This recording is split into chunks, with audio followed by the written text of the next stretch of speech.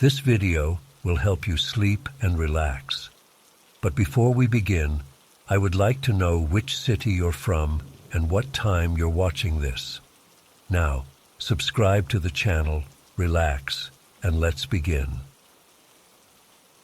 I've been living and working in the Great Smoky Mountains for almost 7 years now. As a park ranger, I've seen everything from lost hikers to bear encounters to stupid tourists nearly killing themselves for Instagram photos. But I've never experienced anything close to what happened 3 weeks ago. I'm still trying to process it all, still jumping at every sound outside my cabin at night. I'm posting this partly because I need to get it out, and partly because I'm hoping someone out there might have encountered something similar. I've searched through countless forums and websites trying to find answers, but I'm just left with more questions. It was a Friday night, and I was working on my novel, something I chip away at during the quiet hours between my ranger duties. The rain was coming down hard, pounding against the roof of my small ranger cabin. Lightning occasionally lit up the forest outside my windows, followed by the low rumble of thunder. I love these storms, or at least I used to. Around 11:30 p.m., I heard frantic pounding on my door. This isn't entirely unusual. Hikers sometimes get caught in bad weather or lose their way. But something about the desperate rhythm of the knocking sent a chill through me. When I opened the door, a man practically fell into my cabin. He was soaking wet, covered in mud, with wild eyes and blood on his hands and face. Not his blood, as it turned out. "My daughter," he gasped, grabbing my shirt. "Please, something took my daughter." I got him to sit down, gave him some water, and tried to calm him enough to tell me what happened. His name was David, and he and his 16-year-old daughter Riley had been camping at a site about 4 miles from my cabin. They were experienced campers, had been coming to these mountains for years. Around 10 p.m., they'd heard screaming outside their tent. Not human screaming. David described it as like a woman's scream mixed with some kind of animal. Riley had peeked outside the tent first and started screaming herself. David said he saw something massive moving in the darkness, something tall and covered in hair. Before he could stop her, Riley had bolted from the tent in terror, running in the opposite direction of whatever was out there. The thing had turned and followed her into the woods. David had tried to chase after them but lost them in the darkness. He'd been searching for almost an hour before finding his way to my cabin. I tried calling for backup, but the storm had knocked out the communications. My radio picked up nothing but static, and there was no cell service. I grabbed my gear, flashlight, first aid kit, rain gear, and my sidearm, and told David we needed to go back to their campsite first to see if Riley had returned. The 4-mile hike through the stormy forest was nightmarish. The rain had turned the trails into slippery mud chutes, and the darkness between lightning flashes was absolute. David kept stumbling, driven by desperate fear for his daughter. When we reached their campsite, my stomach dropped. The tent was shredded, their supplies scattered everywhere. It looked like a bear attack, but I've seen plenty of those. And this was different. The tent wasn't just torn open. It was ripped to pieces, methodically, almost deliberately. While I was examining the destruction, we heard it, a scream cutting through the sound of the rain. It came from somewhere down near Coldwater Creek, maybe half a mile away. David's head snapped up, and he shouted, "Riley!" before taking off running. I chased after him, my flashlight beam bouncing wildly as I tried to keep my footing. We followed the sound to the creek, which was swollen from the rain, rushing furiously over the rocks. The screaming had stopped, but David was calling out Riley's name, his voice cracking with desperation. My flashlight beam caught something by the water, a splash of color against the mud. A blue jacket, Riley's jacket. As we got closer, I realized there was something hunched over on the ground next to it. It was feeding. My light hit it, and for a split second, it froze, turning its head toward us. I'll never forget what I saw. It was massive, at least 7 feet tall, even in its crouched position, covered in dark, matted hair or fur with arms too long for its body. Its face, God, its face was almost human, but wrong, like someone had tried to sculpt a human face without ever seeing one. The eyes reflected my flashlight with a yellowish glow. Behind it was Riley, or what was left of her. I won't describe what I saw. I can't. David let out a howl of grief and rage that didn't sound human. The creature stood up to its full height, easily 8 feet tall, and made that same screaming sound we'd heard earlier. I drew my pistol and fired 3 times. I know I hit it, but it barely seemed to notice. It took a step toward us, and I fired again, aiming for its head. It staggered that time, but didn't go down. Instead, it charged. I pushed David out of the way and dove in the opposite direction. The thing barreled past us, slamming into a tree with enough force to shake loose a shower of water droplets. It turned around, those yellow eyes fixed on me now. I had 2 bullets left. I fired both, hitting it in the chest. It stumbled backward but remained upright. We were dead. I knew it in that moment. But then David started throwing rocks. A big one struck the creature in the head, and it turned toward him with a roar. I saw a branch next to me, about 3 feet long and as thick as my wrist. I grabbed it and charged, swinging as hard as I could. The branch connected with the side of the creature's head with a sickening crack. It wasn't enough to take it down, but it stunned it long enough for me to grab David and run. We sprinted back into the forest, away from the creek. I had no plan except to get away from that thing. After a few minutes of running, I spotted a small cave entrance partially hidden by brush. I pulled David inside, and we retreated as far back as we could. We sat in that dark cave for hours, barely breathing, listening for any sound of the creature. The storm continued outside, thunder occasionally masking the forest sounds and making us jump each time. David was in shock, rocking slightly, his eyes vacant. I wasn't much better. Around 3 a.m., the rain finally stopped. The silence that followed was almost worse. We could hear every twig snap, every leaf rustle. I had no ammunition left and only a small knife for protection. My cabin was about 5 miles away, with more weapons and a satellite phone for emergencies. I told David we needed to make a run for it. He nodded silently. We crept to the cave entrance and peered out. The forest was still dark, but dawn would come in a few hours. We had to move. We'd made it about 2 miles when we heard that scream again, but this time it was answered by another, from a different direction, and then another. There were more of them. "Run," I whispered to David, and we took off as fast as we could through the underbrush. We were maybe a mile from my cabin when I caught movement in my peripheral vision. Something was pacing us in the trees, moving with impossible speed through the forest. I grabbed David's arm and changed direction, heading toward the old ranger station instead. It was closer, and while it wasn't as well equipped as my cabin, it had a radio that might still work, and an old rifle I'd seen mounted on the wall. The creatures were herding us. I realize that now. Every time we tried to turn toward my cabin, one would appear, forcing us to change course. They were intelligent, coordinated. We finally reached the small clearing where the ranger station stood, its dark windows reflecting the first hints of dawn. We were 20 feet from the door when one of the creatures burst from the tree line behind us. David shoved me forward. "Run!" he shouted. "I've got nothing left to live for." Before I could stop him, He turned and charged at the creature, a broken branch in his hand. I ran to the station door, fumbling with my keys.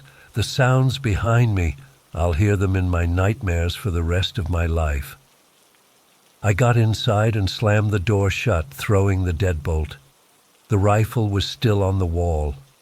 I grabbed it, checked that it was loaded, and went to the window. David was gone. The creature was staring directly at the station, at me. It raised its head and made that terrible screaming sound again. Then it disappeared into the trees. I spent the next hour trying the radio, but it was dead. The phone line had been cut. I was trapped, with no way to call for help. As the sun rose, I watched the forest edge carefully. Nothing moved. I decided to risk making a run for my cabin. I needed the satellite phone, and I had more weapons there. I made it. I don't know how, but I made it to my cabin without seeing any of the creatures. I immediately called for help, but when I tried to explain what happened, they thought I was in shock or hallucinating. They sent a search team anyway. They found the destroyed campsite and Riley's body. They never found David. The official report says it was a bear attack. They think David wandered off in shock and probably fell into a ravine or the swollen creek somewhere. They're still searching for him.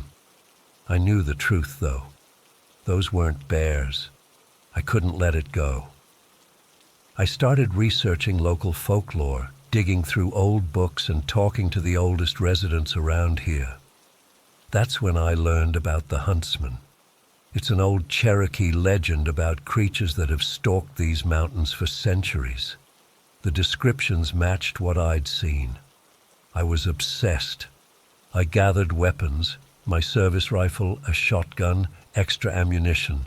I went back to the area where we'd first encountered the creature, near Coldwater Creek. I followed tracks I found there, strange footprints too large and oddly shaped to be human or known animal. The tracks led me to a network of caves hidden deep in the mountains. I'd never seen them before, despite all my years hiking these forests. The smell hit me first, the unmistakable stench of death and decay.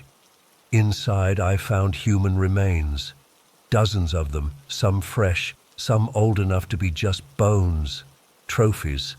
I should have left immediately, called in a team, but I couldn't leave without knowing for sure. I went deeper into the caves.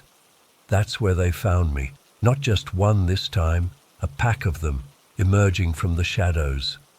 I fired, hitting several, but they kept coming. I retreated, firing as I went, but I ran out of ammunition too quickly. One of them got close enough to swipe at me, its claws tearing through my jacket and into my shoulder. I was cornered, certain I was about to die. Then something strange happened. Another creature appeared, different from the others. Larger, with silver-gray fur instead of dark brown. It attacked the others, moving with incredible speed and strength. In the chaos, I managed to escape, clutching my bleeding shoulder. I stumbled through the forest, disoriented from blood loss. I must have collapsed at some point. When I woke up, I was near my cabin. Scratched into a nearby tree trunk were strange symbols. I later learned they represented Tsul-Kalu, a Cherokee figure often translated as the Great Hunter or the Slant-Eyed Giant. But unlike the other creatures, this one was said to be a protector. I've been recovering since then, trying to make sense of what happened. The official search for David has been scaled back. The attack has been written off as a tragic bear encounter. No one believes me about what I saw, but I know they're out there. Sometimes at night, I hear them screaming in the distance, and sometimes, when I look out my window into the darkness, I see yellow eyes watching from the tree line. I'm not running away, though. This is my home, my forest. I've started carrying silver bullets based on some old folklore. I don't know if they'll work, but I have to try something. I patrol more now, especially near the campsites. I warn hikers away from certain areas. Most think I'm just being cautious about bears. Last night, I saw the silver-furred one again, watching me from the forest edge. It didn't approach, just observed. I think it's chosen me for something. I don't understand it yet, but I feel a connection, a responsibility. These mountains have secrets older than any of us, and somehow I've become part of them.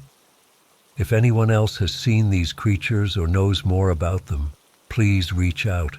I need to understand what I'm dealing with. And if you're planning to camp in the Great Smoky Mountains, stay on the marked trails. And if you hear screaming in the night that doesn't sound quite human, run. Don't look back, just run. I'll never forget the day that changed my entire understanding of my job as a park ranger. I've worked at Ouachita National Forest in Arkansas for almost 8 years now. I thought I knew these woods like the back of my hand. Every trail, every creek, every spot where tourists tend to leave their trash. I was wrong, so wrong. It was mid-October, unseasonably cold. My partner Trevor and I were doing a routine patrol of the Eastern Quadrant. Trevor's been my partner for about 4 years. Tall guy, former military, doesn't talk much but knows his stuff. We work well together. That morning, the forest felt different somehow. The birds weren't singing as much, and the usual rustling of small animals seemed absent. I remember mentioning it to Trevor, but he just shrugged it off as the changing weather. Around noon, we came across what looked like an abandoned campsite about 2 miles off the main trail. This happens sometimes. Hikers set up camp in non-designated areas, then pack up and leave. But something felt off right away. The tent was still there, but slashed open from the inside. Backpacks were scattered, contents spilled everywhere. Food was still hanging in a tree to keep it safe from bears. No one just leaves their gear like that. "What the hell happened here?" Trevor muttered, circling the site. I radioed back to base to report the abandoned camp while Trevor poked through the items, looking for ID. The fire pit is what caught my eye. Something white was poking out from the ashes. At first, I thought it was just some trash that hadn't burned properly. I knelt down and used a stick to push away some of the ash. That's when I saw it, a human skull, partially burned, staring up at me from the ashes. My stomach dropped. "Trevor," I called, my voice cracking. He must have heard something in my tone because he came running. "Jesus Christ," he whispered when he saw it. That's a skull." I was about to radio it in when we heard rustling from the woods behind us. We both turned, hands moving to our sidearms. A man emerged from between the trees. He was filthy, clothes torn and caked with mud. His hair was wild, matted with leaves and twigs. But his eyes, I'll never forget his eyes. They were silver, unnaturally bright, like mercury. "You need to leave," the man said, his voice hoarse. "It's coming." Trevor drew his weapon. "Sir, stay right where you are. We're park rangers. We need to ask you some questions about this campsite." The man shook his head frantically. "No time. No time. It smells the blood. It's coming." "Who's coming?" I asked, feeling a chill run down my spine despite myself. "Sir, there's human remains here. Did you see what happened?" The man's silver eyes widened. He took a step back. "I tried to warn them too. They wouldn't listen. No one listens until it's too late." That's when we heard it. A cry that still haunts my nightmares. Not quite animal, not quite human. It echoed through the trees, seeming to come from everywhere at once. The silver-eyed man's face drained of color. "Run," he whispered. And then he was gone, disappearing into the trees faster than anyone should be able to move. Trevor and I looked at each other. We're not cowards. We've dealt with aggressive wildlife, lost hikers, even the occasional drug operation in the more remote parts of the forest. but something about that cry set off every primal alarm bell in my body. "We should get back to the vehicle," Trevor said quietly. "Call this in properly." I nodded, and we began walking quickly back toward where we'd parked. The forest seemed darker now, the shadows deeper. Every snap of a twig made us jump. That cry had stopped, but the silence that followed was somehow worse. We reached our park ranger vehicle after about 20 minutes of fast walking. I was about to unlock it when Trevor grabbed my arm. "Kale," he said, pointing at the driver's side window. Scratched into the glass as if by a claw or knife were 3 words: "I see you." My blood ran cold. The vehicle had been locked. We hadn't been gone more than an hour. Whatever did this had been watching us, had followed us, or maybe even beaten us here somehow. We got in the vehicle and radioed for backup immediately. Within hours, the forest was crawling with police, forensic teams, and additional rangers. The skull turned out to belong to a hiker who'd been reported missing 2 weeks earlier. They found more bones scattered around the area, not just from one person. Over the next few days, the story blew up. 5 hikers confirmed dead based on the remains found. The media was calling it an animal attack, maybe a bear or mountain lion. But Trevor and I knew better. No animal scratches messages into windows. A week after finding the campsite, the head ranger called us into his office. Chief Donovan was a grizzled veteran of the Forest Service, not easily spooked. But even he looked troubled. 2 more hikers went missing last night, he said without preamble. Search team found their campsite this morning. Same pattern, tent torn from inside, gear abandoned. He paused, and a message carved into a tree. "Coming for you next." My mouth went dry. "Any remains?" "Not yet," Donovan said grimly, "but there was blood, a lot of it." He leaned forward. "You 2 are my best rangers. You know this section of the forest better than anyone. I need you to find whatever is doing this and end it." Trevor shifted uncomfortably beside me. "Chief, with all due respect, shouldn't this be something for law enforcement? Or even military?" Donovan shook his head. "Police say there's not enough evidence it's a person. Wildlife Service says no animal they know of behaves this way. Everyone's passing the buck. Meanwhile, people keep dying in my forest."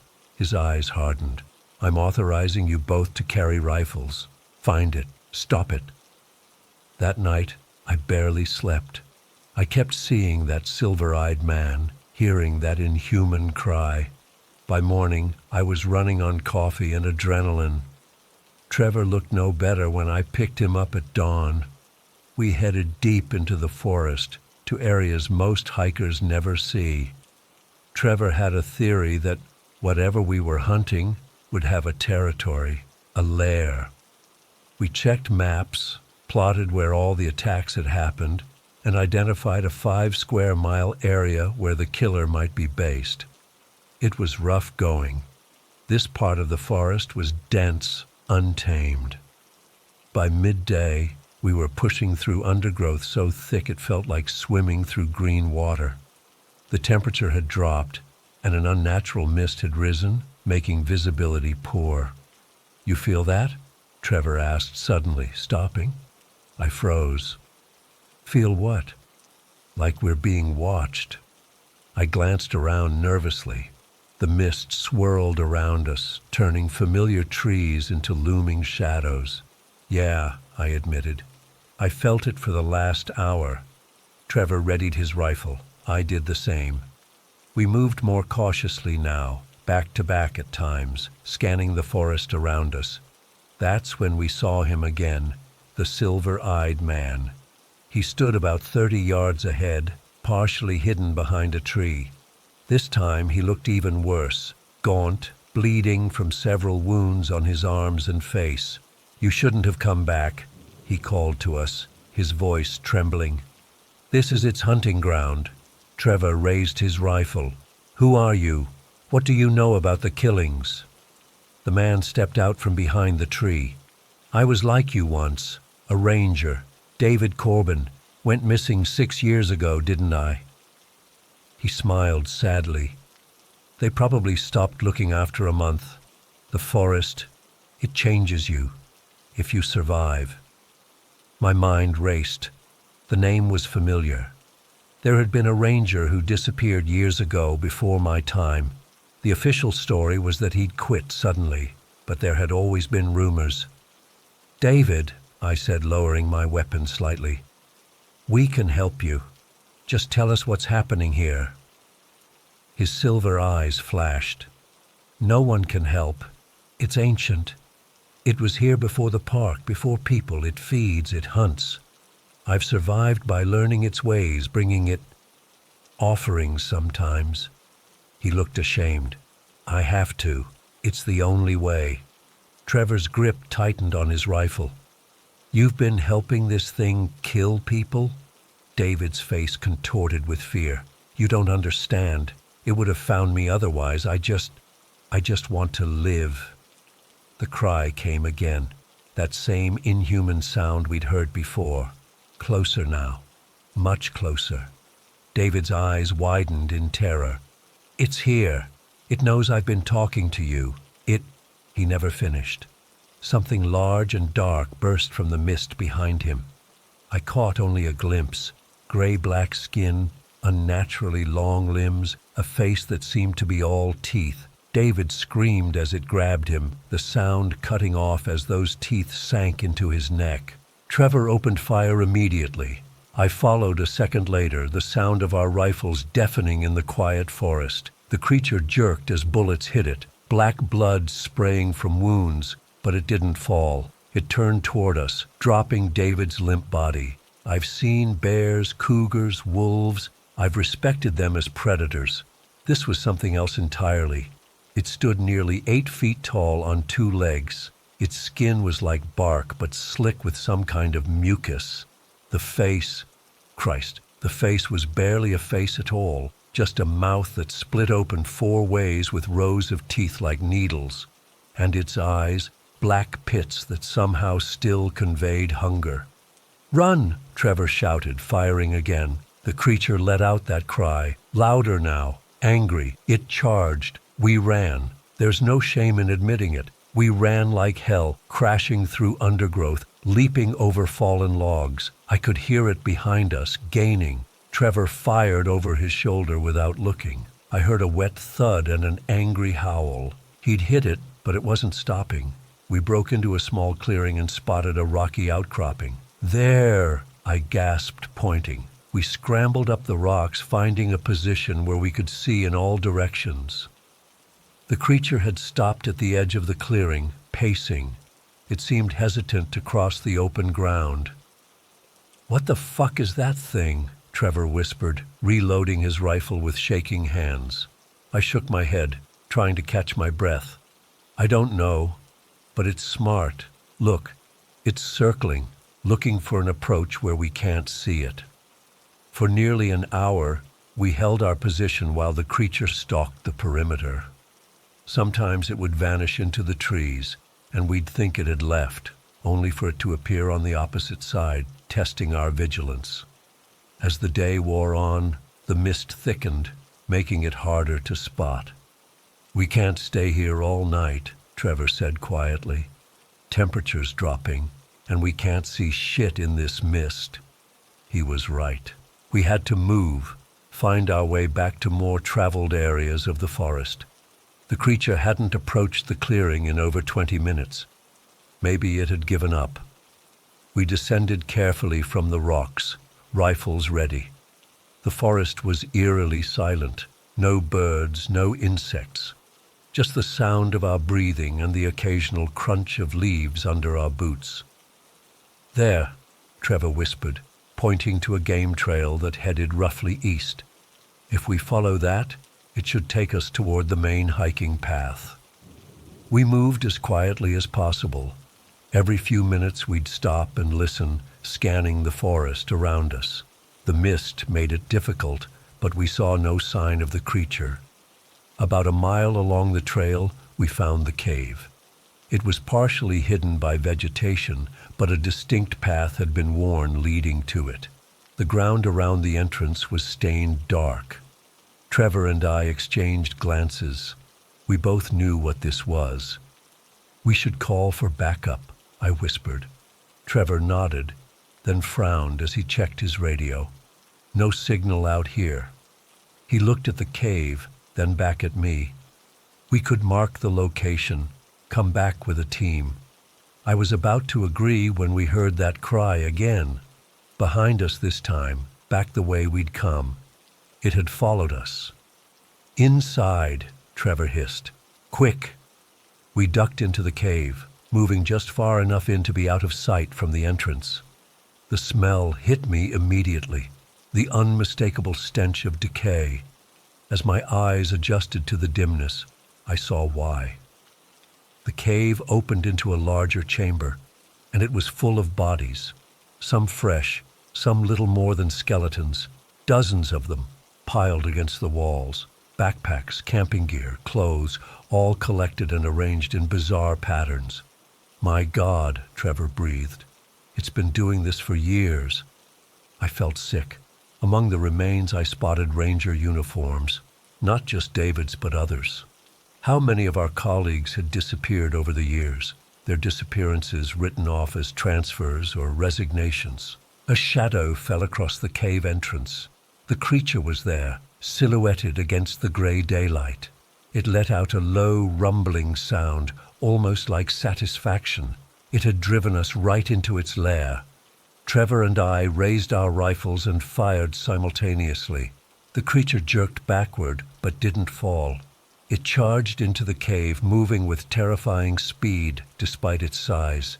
Trevor dove one way, I dove the other. The creature went after Trevor, its long arms reaching for him. I emptied my magazine into its back.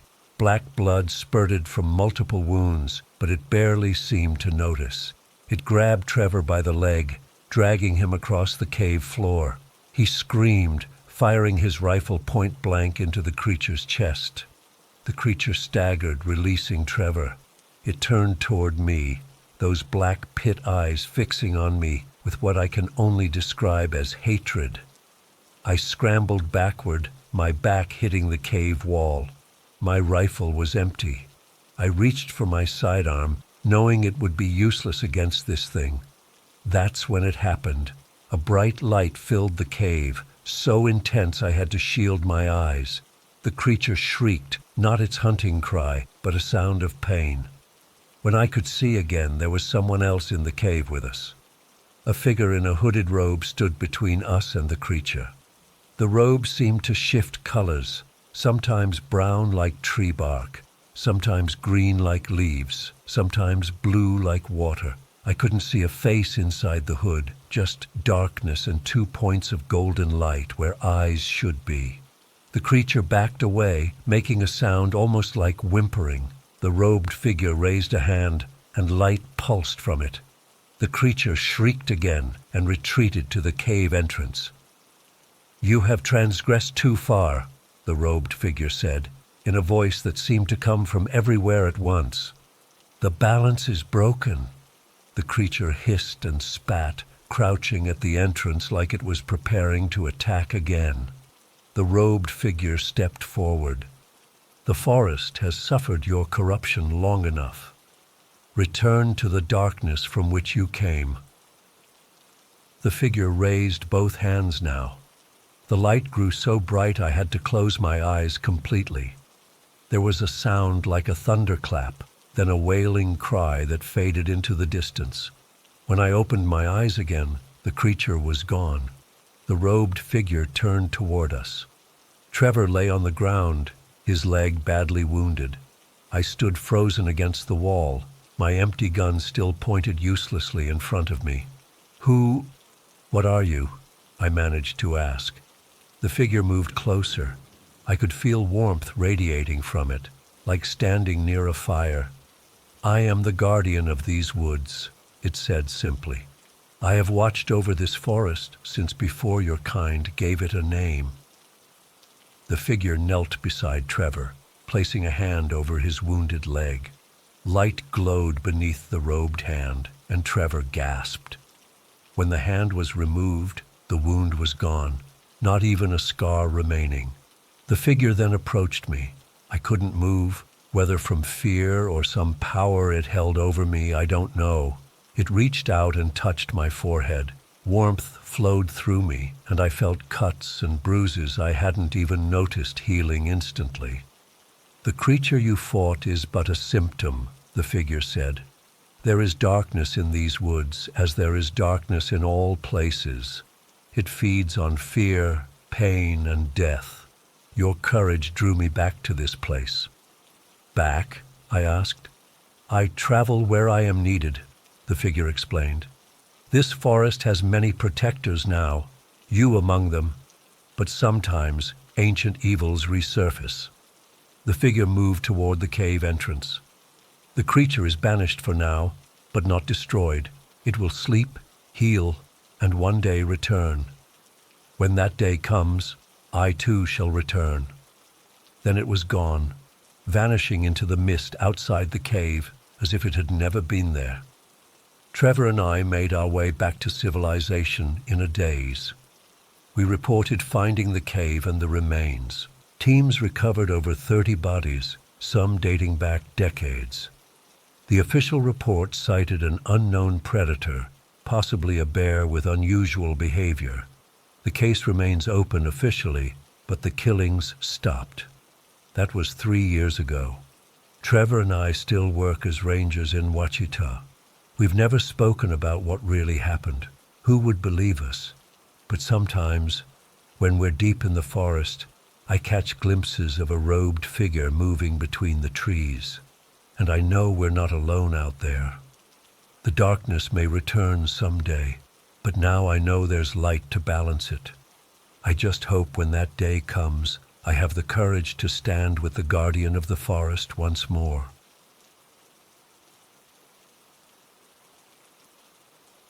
I've been a truck driver for almost 15 years, crossing the country more times than I can count. Usually I stick to my roots, keep to myself, and don't get involved in other people's business. But what happened last summer in Sterling changed everything for me. It was July 1995, hot as hell across the Midwest. I was hauling furniture from Chicago to Kansas City, taking the scenic route through small towns rather than the interstate. The AC in my Peterbilt was on the fritz, so I had the windows down, country music playing, just trying to stay cool. I pulled into this dinky town called Sterling around dinner time. There was this roadside diner, Lucy's, with a bunch of trucks parked outside. Figured it was as good a place as any to grab a bite and rest for a bit before pushing on. The place was buzzing when I walked in. Not the usual chatter, though. Something was different. I took a seat at the counter, ordered a burger and coffee, and couldn't help overhearing the locals talking. A girl had gone missing. Emily Winters, the banker's daughter. Just 17. Nobody had seen her for 3 days. She was supposed to meet friends at the lake, this older woman was saying to another. Her car was found at the old quarry instead. No sign of her.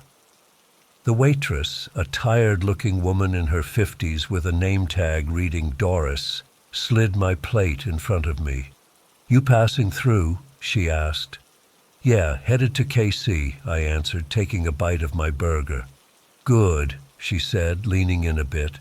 "Don't linger here. Town's not right these days." I didn't think much of it at the time. Small towns get weird when bad things happen. I paid my check, used the bathroom, and headed back to my truck. That should have been it. Just another stop on another haul. But as I was filling up at the gas station on the edge of town, this beat-up Ford pickup pulled in beside me. The driver got out. Tall guy, maybe 50, with deep circles under his eyes like he hadn't slept in days. He was wearing a wrinkled dress shirt with the sleeves rolled up, dirty jeans. "Excuse me," he said, approaching me. "You're not from around here, are you?" I shook my head. "Just passing through." He rubbed his face, and I noticed his hands were shaking. "I'm Robert Winters, Emily's father. My daughter's missing." My stomach dropped. I'd just heard about this at the diner, and now here was her father, looking half dead with worry. "I heard at the diner," I said. "I'm real sorry." He pulled a flyer from his back pocket, a missing person poster with Emily's photo. Pretty girl with long brown hair and a bright smile. "If you see anything, please call this number. The police aren't doing enough." I took the flyer, intending to be polite but not get involved. "I'll keep an eye out," I said, knowing I'd be 100 miles away by morning. "They found her car at Holloway Quarry," he continued, his voice cracking. "Nobody goes out there anymore except teenagers. The sheriff says she probably ran away, but Emily wouldn't do that. Someone took her." I nodded, uncomfortable. I didn't know what to say. I wasn't a cop or a detective, just a trucker passing through. "There's a motel down the road if you need a place to stay," he said, noticing my fatigue. "Just be careful in Sterling. Things happen here that don't make the papers." That was weird enough to stick with me. I'd planned to drive another hour or so, but I was beat, and something about the desperation in that man's eyes got to me. I checked into the Green Valley Motel, a rundown place with 9 rooms and a flickering vacancy sign. I couldn't sleep that night. Kept thinking about Emily and her father, the way the diner went quiet when her name came up, the waitress telling me to keep moving. It wasn't my business, but something felt off about the whole situation. In the morning, I made a decision I still can't fully explain. Instead of getting back on the road, I unfolded the local map I'd picked up and located Holloway Quarry. It was only a few miles outside of town. I had time before my delivery was due in KC. I could take a quick look, then get back on the road. The quarry was easy enough to find, just a winding dirt road off the highway, leading to an abandoned limestone pit. Chain-link fence surrounded it, but the gate was wide open. Yellow police tape fluttered in the breeze near a small clearing where I assumed they'd found Emily's car. I parked my truck and got out, not sure what I was even looking for. The quarry itself was massive, at least 100 feet deep, with murky green water at the bottom. The whole place had an eerie feel to it, like time had stopped there. Weeds grew through cracks in the concrete pad near the edge. Old machinery rusted in the sun. I walked toward where the police tape was, careful not to touch anything. There wasn't much to see, just tire tracks in the dirt, footprints that had been marked with little yellow evidence flags. I was about to head back to my truck when something caught my eye, a flash of white against the brown dirt near the edge of the quarry. I moved closer and saw it was a sneaker, a white Converse high top with little daisies drawn on the toe in marker. It was small, definitely a girl's shoe. My heart started pounding. Had the police missed this?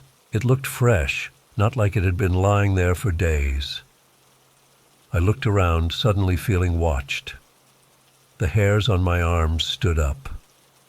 That's when I saw a figure standing on the ridge above the quarry, maybe 200 yards away, just standing there watching me. I couldn't make out if it was a man or woman, just a dark silhouette against the morning sky. "Hey!" I shouted, my voice echoing across the quarry. The figure didn't move for a second, then turned and disappeared behind the ridge. I grabbed the sneaker and jogged back to my truck, my heart racing. This was evidence, right? I needed to take it to the police. I couldn't just leave it there or take it with me to Kansas City. The Sterling Police Department was a small brick building on Main Street. Inside, a young officer sat at the front desk, looking bored. "I need to speak with whoever's handling the Emily Winters case," I said, placing the sneaker on the counter. "I found this at the quarry just now." The officer's eyes widened. He picked up a phone and muttered something I couldn't hear. A minute later, a tall man with a weathered face and gray hair came out. "Sheriff Harris," he said, eyeing me suspiciously. "What's this about Emily Winters?" I explained who I was, how I'd met Robert Winters at the gas station, and why I'd gone to the quarry. "I found this there," I said, pointing to the sneaker. "It looks new, like it hasn't been there long." Sheriff Harris picked up the shoe, turning it over in his hands. His expression was unreadable. "We've already processed the scene, Mr. Sullivan. This is a restricted area now. You shouldn't have been there." "But the gate was open," I said. "And that shoe—" "We found one of Emily's shoes already," he cut me off. "This matches it. Thank you for bringing it in, but I need to ask you to stay out of this investigation. We have professionals handling it." Something in his tone made me uneasy. "So you know it's Emily's?" "Like I said, we found the matching one." He put the shoe in an evidence bag. "How long are you planning to stay in Sterling, Mr. Sullivan?" "I was heading out today," I said. "Just wanted to make sure you got this." He nodded. "That would be best. Small towns like ours, we handle our own problems. Outsiders just complicate things." As I turned to leave, a younger officer rushed in, looking agitated. "Sheriff, we got those test results back from the state lab. The blood at the quarry is a match for—" He stopped when he saw me. Sheriff Harris shot him a look that could have frozen hell. "Thank you, Deputy. I'll review those in my office." He turned back to me. "Drive safe, Mr. Sullivan." Blood. They'd found blood at the quarry. Emily's blood. My stomach twisted as I walked back to my truck. This wasn't a runaway case. Something bad had happened to that girl. I sat in my truck for a long time, trying to decide what to do. I had a delivery to make. I had no connection to this town or this girl, but I couldn't shake the feeling that something wasn't right. The open gate, the shoe just sitting there, the figure watching me, the sheriff's dismissive attitude. I called my dispatcher and told him I needed an extra day, claiming truck trouble. He wasn't happy, but I had a clean record, and he knew I'd make it up. Then I drove back to the motel and checked in for another night. That afternoon, I went to the local library. The librarian, a friendly woman in her 60s, helped me find old newspapers on microfiche. I wasn't sure what I was looking for until I found it, a pattern. Over the past 30 years, 6 girls had gone missing in or around Sterling, all between 16 and 18, all eventually found dead or never found at all.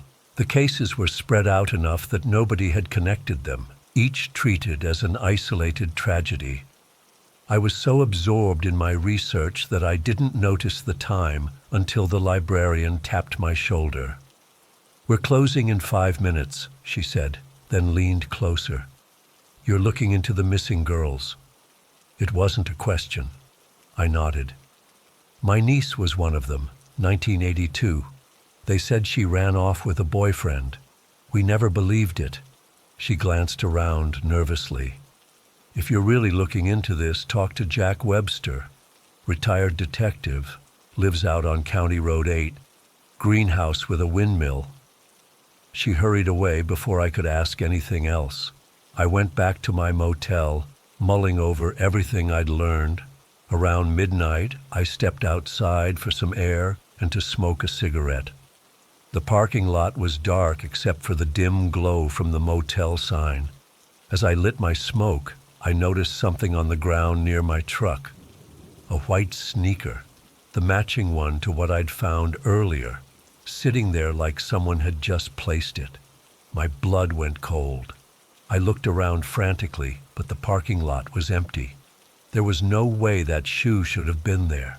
The sheriff had the other one in evidence. I picked it up with shaking hands. Inside, written in faded marker, was Emily W. This wasn't just any matching shoe. It was definitely hers. Someone was watching me.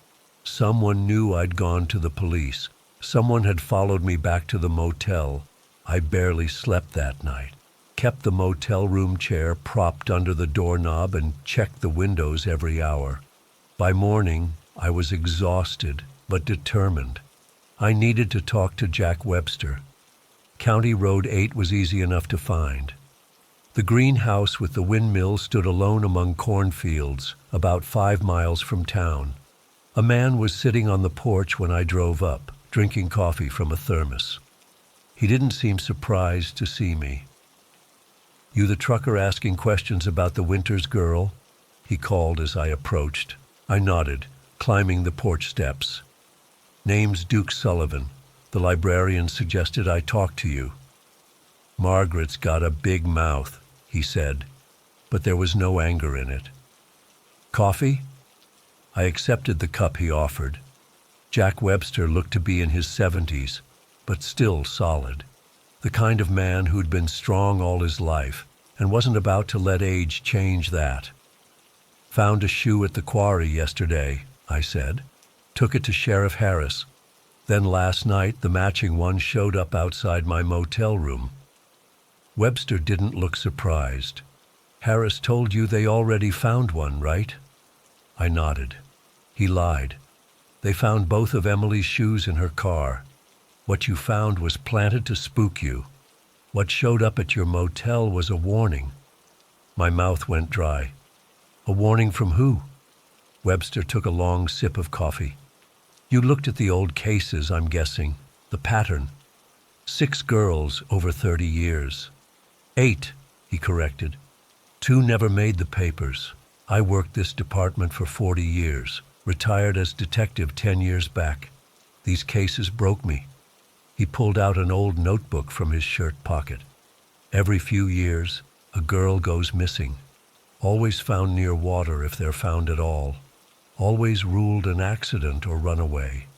Always dismissed by whoever's sheriff at the time. You think they're connected?" "No, they are. My last case before retirement was Lily Parsons, 1985. Found evidence linking her disappearance to men in positions of power here in Sterling. Next day, evidence disappeared. I was forced into early retirement. Been keeping notes ever since, waiting for someone to listen." He showed me his notebook. Dates, names, connections. A web of power and silence spanning decades in Sterling. Names of prominent citizens, including current and former law enforcement. "Sheriff Harris?" I asked. Webster nodded grimly. "Up to his neck, along with Judge Keller, Dr. Morris at the hospital, and others. They protect each other. Always have." "Why are you telling me this? Why not go to the state police or FBI?" "Tried 3 times. Each time, complaints got routed back to Sterling jurisdiction." He leaned forward. "But you're different. You're an outsider with no connections here. You found evidence they missed, and now they're watching you. The sneaker at my motel room, the figure at the quarry. What about Emily? Is she still alive?" Webster's face darkened.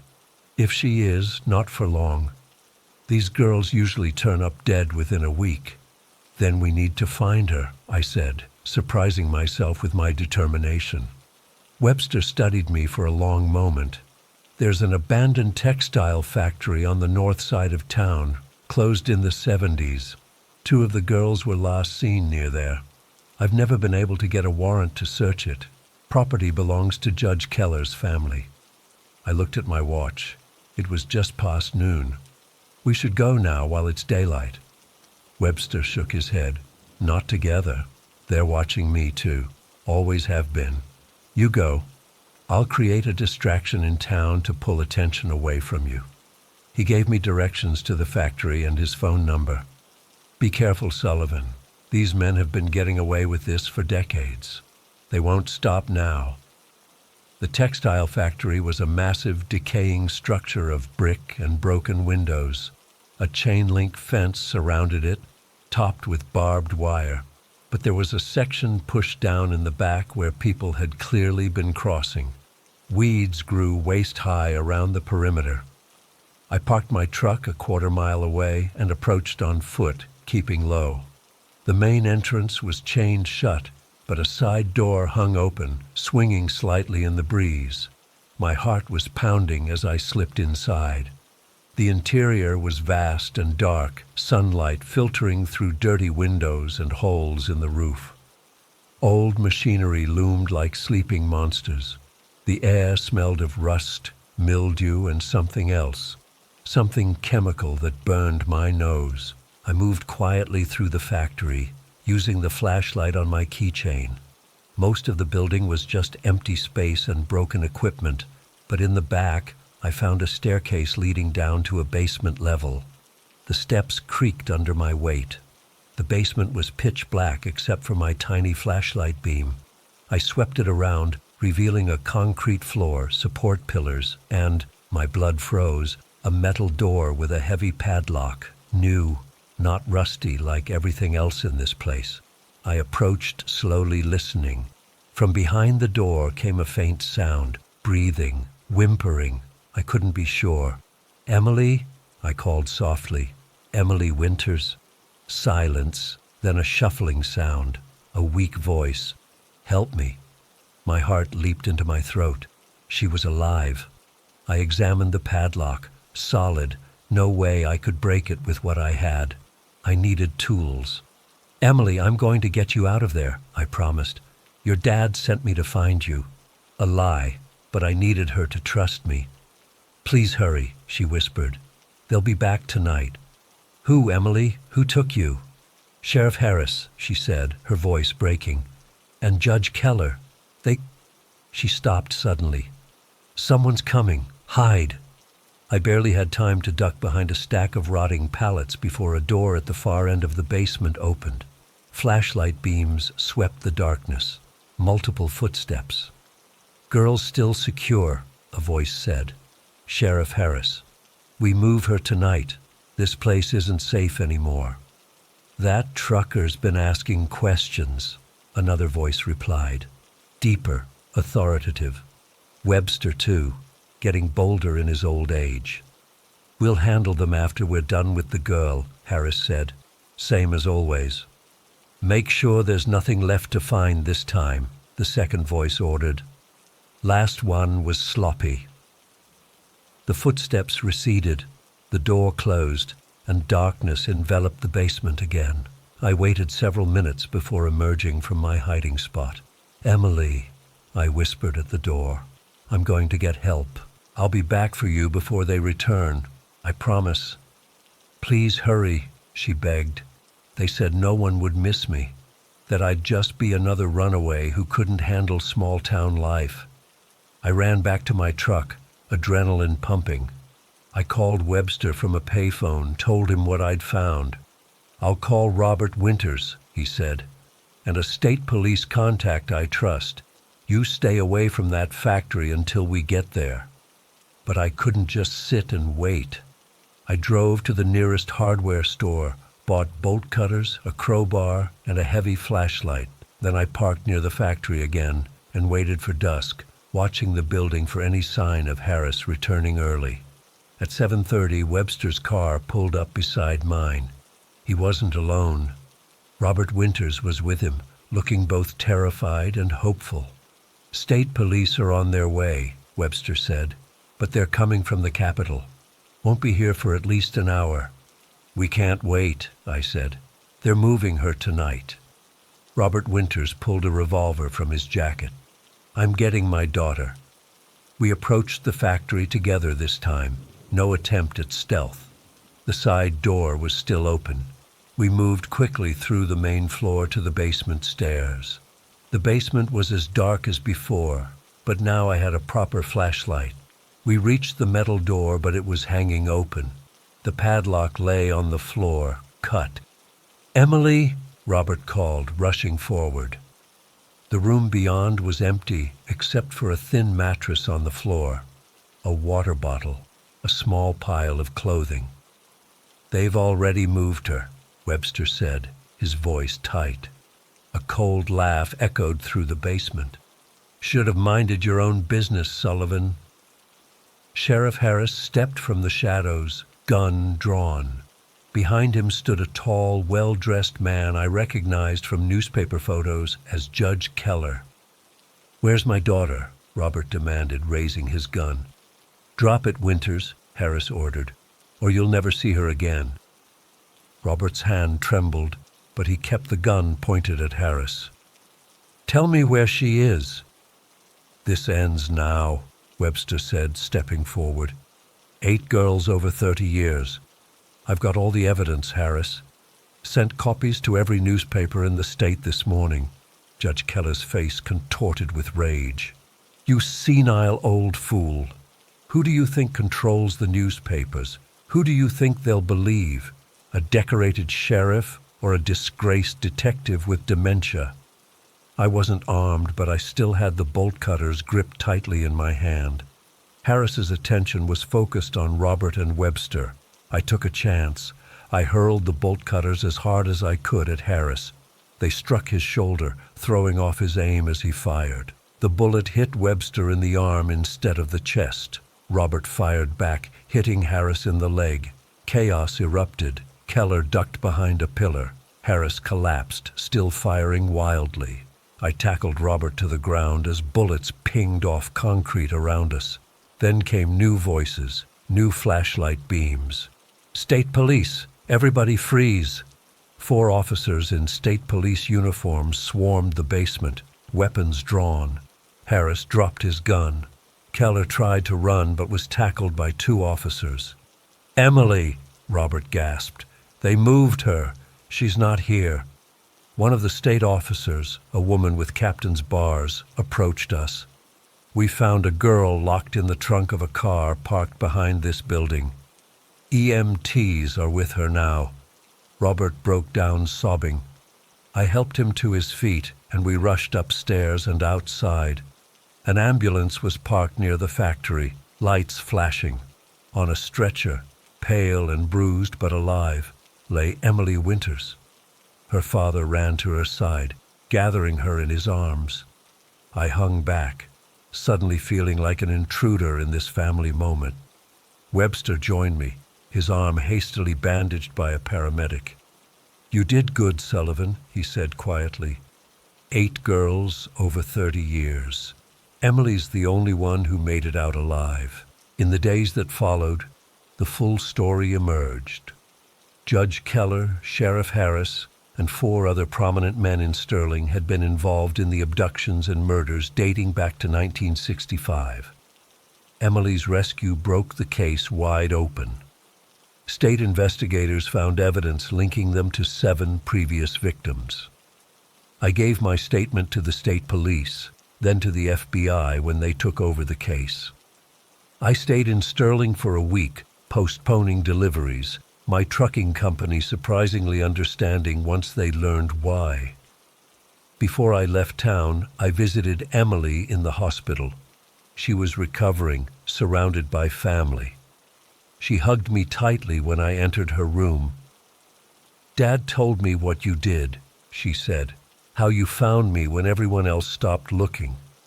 I didn't know what to say.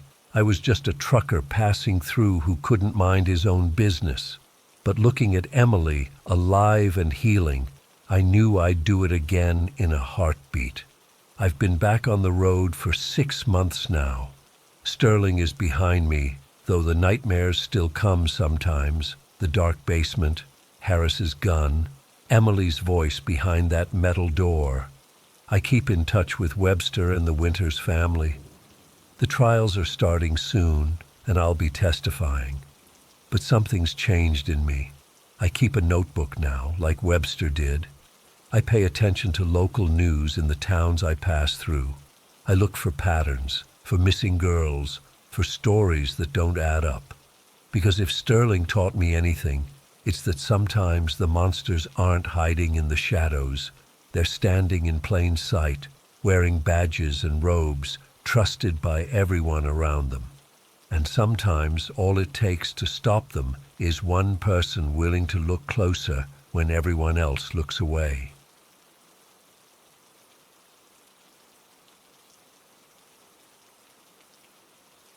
I never planned on hunting monsters.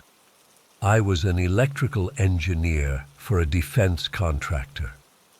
Boring work, good pay, normal life. Then came the recruitment. A woman in a dark suit showed up at my apartment one night with satellite photos of something moving through a forest in Oregon. Something big that didn't match any known species. Something that had killed 7 people in 6 weeks. They needed someone who could design tracking systems that could function in remote areas. Someone without family connections who wouldn't be missed if things went sideways. I fit the bill perfectly. Divorced, no kids, both parents dead. The pay was triple what I was making, and honestly, I was bored with designing circuit boards for missile guidance systems. The unit was small, just 12 of us with different specialties. We reported to someone high up in the Interior Department, at least on paper.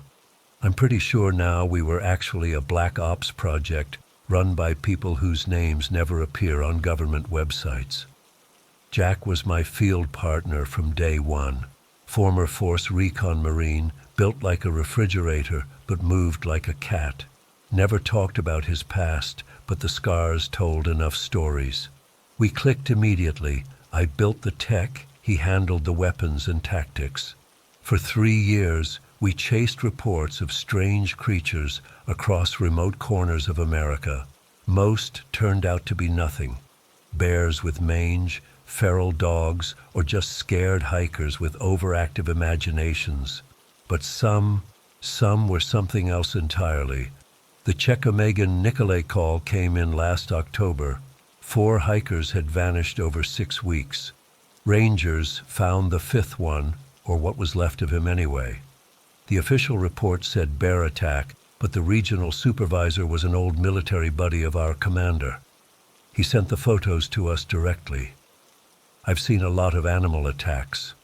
Bears maul, cougars go for the throat, wolves hamstring and wear prey down. This was methodical. The body had been opened from sternum to pelvis with almost surgical precision.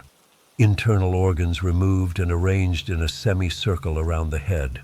The skin of the face had been peeled off in one piece and placed nearby, turned inside out. No animal does that. We flew to a small municipal airport near Hayward, Wisconsin the next morning. Jack didn't say much during the flight, just cleaned his Sig Sauer over and over. He'd seen the photos too. We met with the Forest Service contact, nervous guy named Peterson, who kept looking over his shoulder like he expected something to be following him. He took us to the ranger station at the east entrance to the park where they'd set up a makeshift command post. The attack started about 2 months ago, Peterson explained, spreading a map across the table. First, it was just wildlife, deer, raccoons, found torn apart. Then some campers reported hearing screams at night, inhuman screams. He pointed to several marked locations. The hikers disappeared here, and here, all within this 20-square-mile area. We found the last victim here, by this creek bed. I studied the map. The area was dense forest with rocky outcroppings and small streams feeding into a larger river system. Perfect concealment for whatever was out there. "What about tracks?" Jack asked, the first words he'd spoken all day. Peterson's hand trembled slightly as he pulled out a file. "That's the thing. The rangers found these near the body. The photos showed clear impressions in soft mud. They looked almost like wolf tracks, but wrong somehow. Too large. Each print was nearly 15 inches from heel to toe, and the stride length was impossible for a quadruped. Whatever made them was walking on 2 legs. Jack and I exchanged glances. We'd seen tracks like these before, in the Cascades. That hadn't ended well.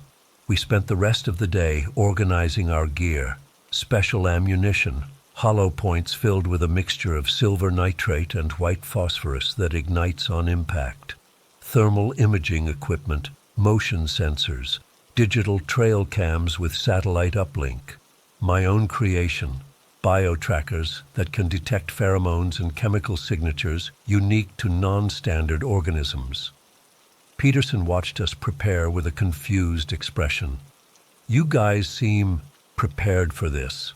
What exactly do you think we're dealing with?"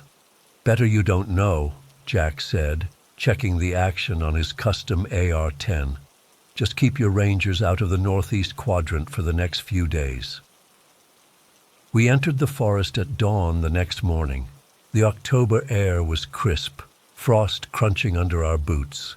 The trees stood like silent sentinels, their leaves a mix of deep reds and golds. It would have been beautiful if we weren't hunting a monster. Jack took point, moving with that uncanny silence that still amazed me after 3 years.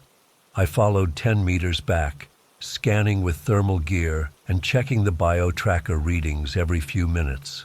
By midday, we'd covered about 8 miles, moving in a grid pattern through the search area. Nothing unusual on the senses, just the normal forest life. Squirrels, raccoons, the occasional deer. Then the bio-tracker beeped. I held up my hand, and Jack froze instantly. The reading was faint but distinctive. Elevated ammonia levels combined with an enzyme we'd only seen in certain specimens before. Whatever we were tracking used the enzyme to digest bone. "Got something?" Jack whispered, materializing beside me without a sound. I pointed northeast. "Quarter mile, maybe less. It's faint, but it's there." "Recent?" I checked the concentration levels. "Within the last few hours."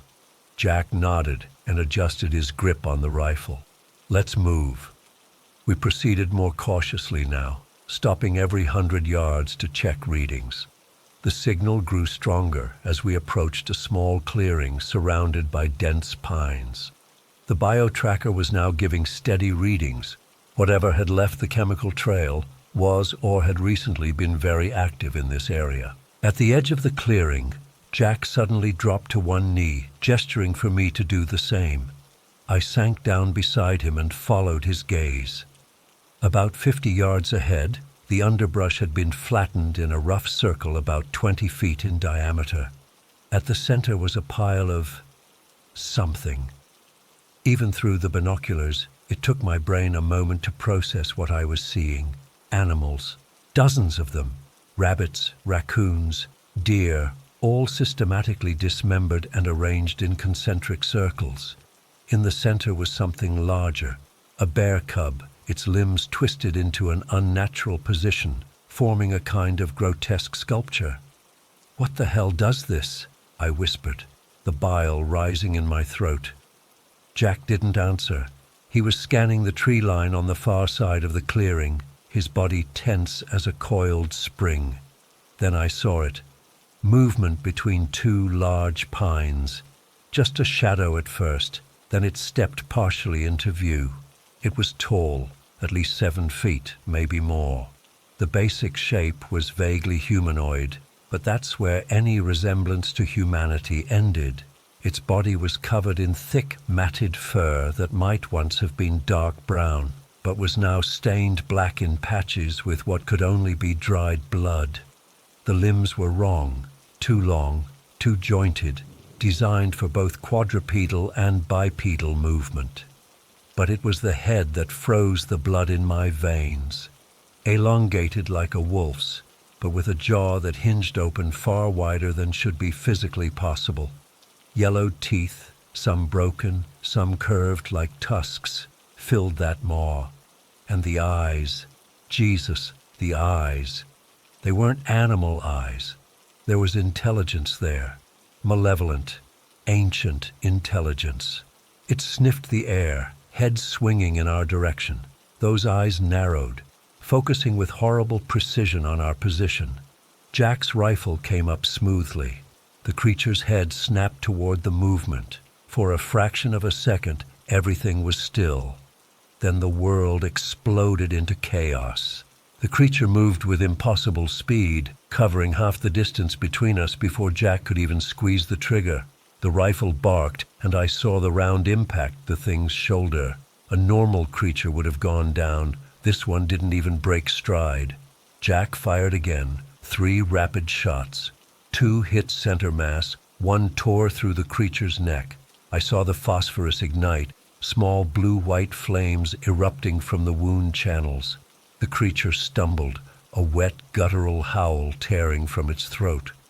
I raised my own weapon, a modified shotgun loaded with similar rounds, and fired.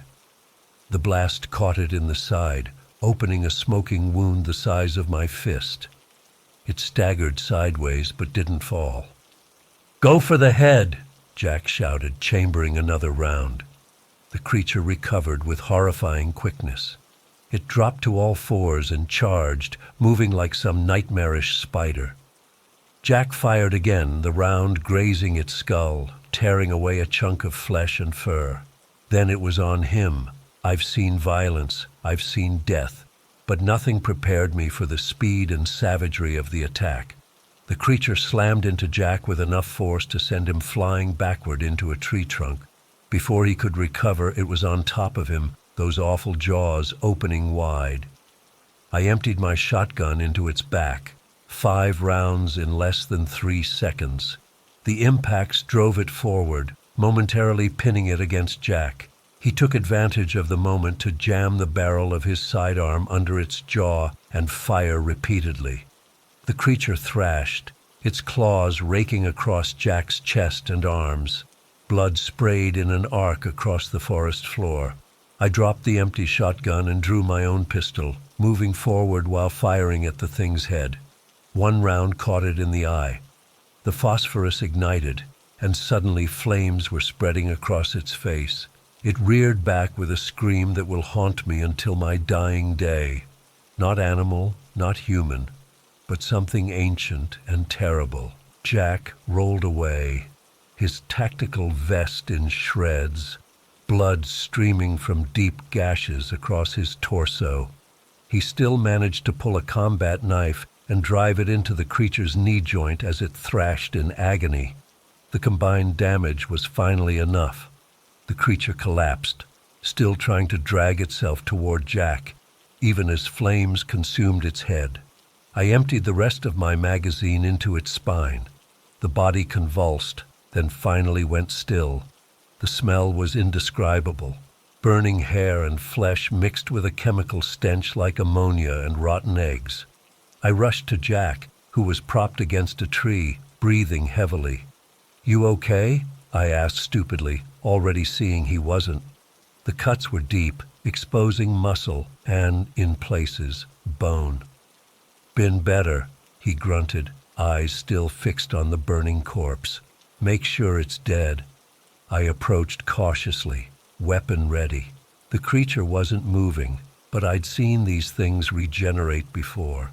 I put 2 more rounds into its head, watching as the skull finally collapsed in a spray of bone and brain matter.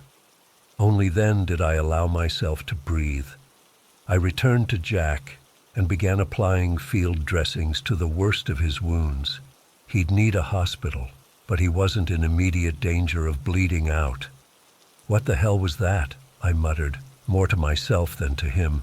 "It's different from the ones in Oregon." Jack nodded grimly. "Bigger, stronger." He winced as I tightened a bandage, and it wasn't alone. I froze. "What?" He gestured toward the pile of animal remains with his good arm. "That's not the work of a single predator.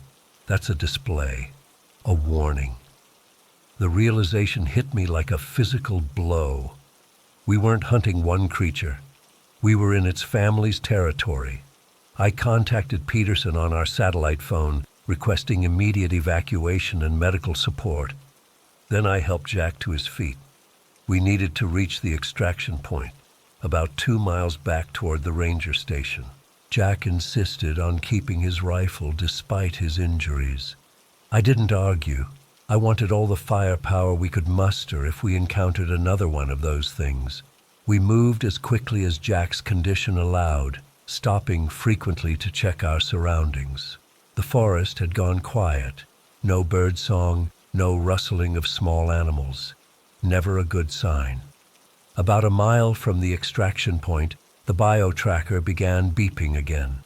Multiple signals converging on our position from 3 directions. "They're hunting us," Jack said flatly. I helped him into a defensive position behind a fallen log, then set up our remaining equipment to create a perimeter. Motion sensors, tripwires connected to flashbangs, the last of our incendiary grenades placed at likely approach vectors. We waited in silence as the sun began to set, the shadows lengthened, and the temperature dropped rapidly. My breath fogged in the air as I scanned the darkening forest. The first motion sensor triggered with a soft beep. Northwest, about 100 yards out. Then another, northeast. The third, directly behind us. They were surrounding us. "They're smarter than the others," Jack whispered. "Coordinated." I nodded, mouth too dry to speak. We'd encountered similar creatures before, but they had hunted alone, relying on brute strength and speed. This was different. This was strategy. The first one showed itself just at the edge of visibility, a dark shape moving between trees. I raised my rifle but held fire, too far for an effective shot, and I didn't want to waste ammunition. A distraction. I realized it too late. The attack came from above. One of the creatures dropped from an overhanging branch directly into our position. Jack reacted first, rolling sideways and firing upward. The rounds caught it in midair, the impact changing its trajectory enough that it landed a few feet away instead of on top of us. I swung my weapon around and fired at point-blank range into its chest. The creature howled and lashed out, its claws catching my arm, shredding the sleeve of my jacket and the skin beneath. The pain was immediate and searing. Jack continued firing as the wounded creature tried to regain its footing. His last round caught it in the throat, nearly decapitating it. We had no time to celebrate. 2 more shapes broke from the tree line, charging our position. I triggered 2 of the tripwires. The flashbangs detonated with a deafening concussion, momentarily illuminating the forest in harsh white light. The creatures faltered, disoriented by the noise and light. I took advantage of the moment to target the closer one, firing a controlled burst that caught it in the center of mass. The phosphorus rounds did their work, and the thing went down thrashing in flames. Jack engaged the second, but his injuries were taking their toll. His shots went wide. The creature closed the distance in seconds. I swung my rifle around too late. The thing barreled into Jack, sending them both tumbling over the log. I heard Jack cry out, then a wet, tearing sound that turned my stomach. I jumped the log, firing as I moved. The creature had Jack pinned, its jaws closing around his shoulder. My rounds impacted its side, driving it off him. It turned toward me with a snarl. Blood, Jack's blood, dripping from its muzzle. I had time to fire twice more before it reached me. 1 round missed entirely. The other caught it in the chest but didn't slow it down. Then it was on me, its weight driving me to the ground. The rifle was knocked from my hands. I felt claws digging into my sides, tearing through the tactical vest like it was tissue paper. Its face was inches from mine, that terrible jaw opening wide. The stench of its breath, like rotting meat and decay, filled my nostrils. I was certain I was about to die. A shot rang out, then another. The creature's head jerked violently, blood and brain matter spraying across my face. Its weight suddenly went limp. With a tremendous effort, I shoved the carcass off me. Jack was propped against the log, his sidearm still raised, smoke curling from the barrel. His face was ashen, blood soaking the entire front of his tactical vest. "Thanks," I gasped, scrambling to retrieve my weapon. He didn't respond. His arm slowly lowered, the pistol slipping from his fingers. His eyes remained open, fixed on something I couldn't see. "Jack?" I moved to him, checking for a pulse. It was there, but faint and irregular. He'd lost too much blood. I heard movement in the forest around us. More were coming. I grabbed the satellite phone and screamed our coordinates to Peterson, demanding immediate extraction, not caring if the creatures heard me. I don't remember much after that. Flashes of defending our position, the sound of rotors as the rescue helicopter approached, firing the last of our flares to guide them in, being lifted into the helicopter, refusing to let go of Jack even though I knew, deep down, he was already gone. The official report listed Jack's death as the result of a bear attack. The creatures' bodies were collected by another unit and disappeared into some government facility. I spent 2 weeks in a military hospital recovering from my wounds before being debriefed. That's when I started researching. Native legends, folklore, historical accounts. The Algonquin had stories of the Wendigo, the Navajo spoke of the Skinwalker, the Norse had tales of the Varulfur, different names for the same thing, something ancient, something that has existed alongside humanity for thousands of years, staying to the shadows, feeding, watching. 6 months later, I was part of a larger operation in Alaska. A remote village had reported unusual animal behavior and missing hunters. By then, I knew what we were dealing with. I tried to warn them. No one listened. We lost 7 operators that night. An entire pack of the creatures ambushed us. More evolved than the ones in Wisconsin. More intelligent. They herded us into a trap with calculated precision. I barely made it out alive. 3 broken ribs, a dislocated shoulder, 47 stitches across my back where one of them had tried to tear out my spine. After that I quit, walked away, tried to forget, but I know they're still out there, watching, waiting. I've moved 4 times in the last 3 years. I don't stay in one place for long. I keep weapons close, silver nitrate rounds, incendiary grenades. I sleep with the lights on. Sometimes I think I see them just at the edge of my vision. A shadow moving too quickly.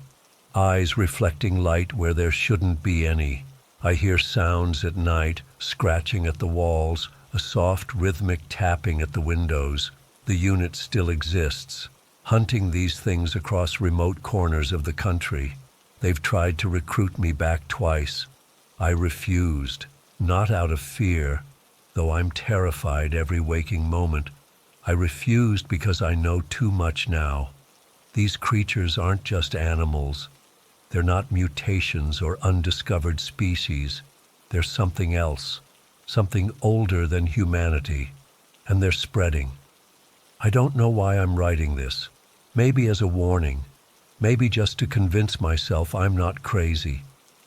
All I know is that they're real, they're intelligent, and sooner or later, they'll find me.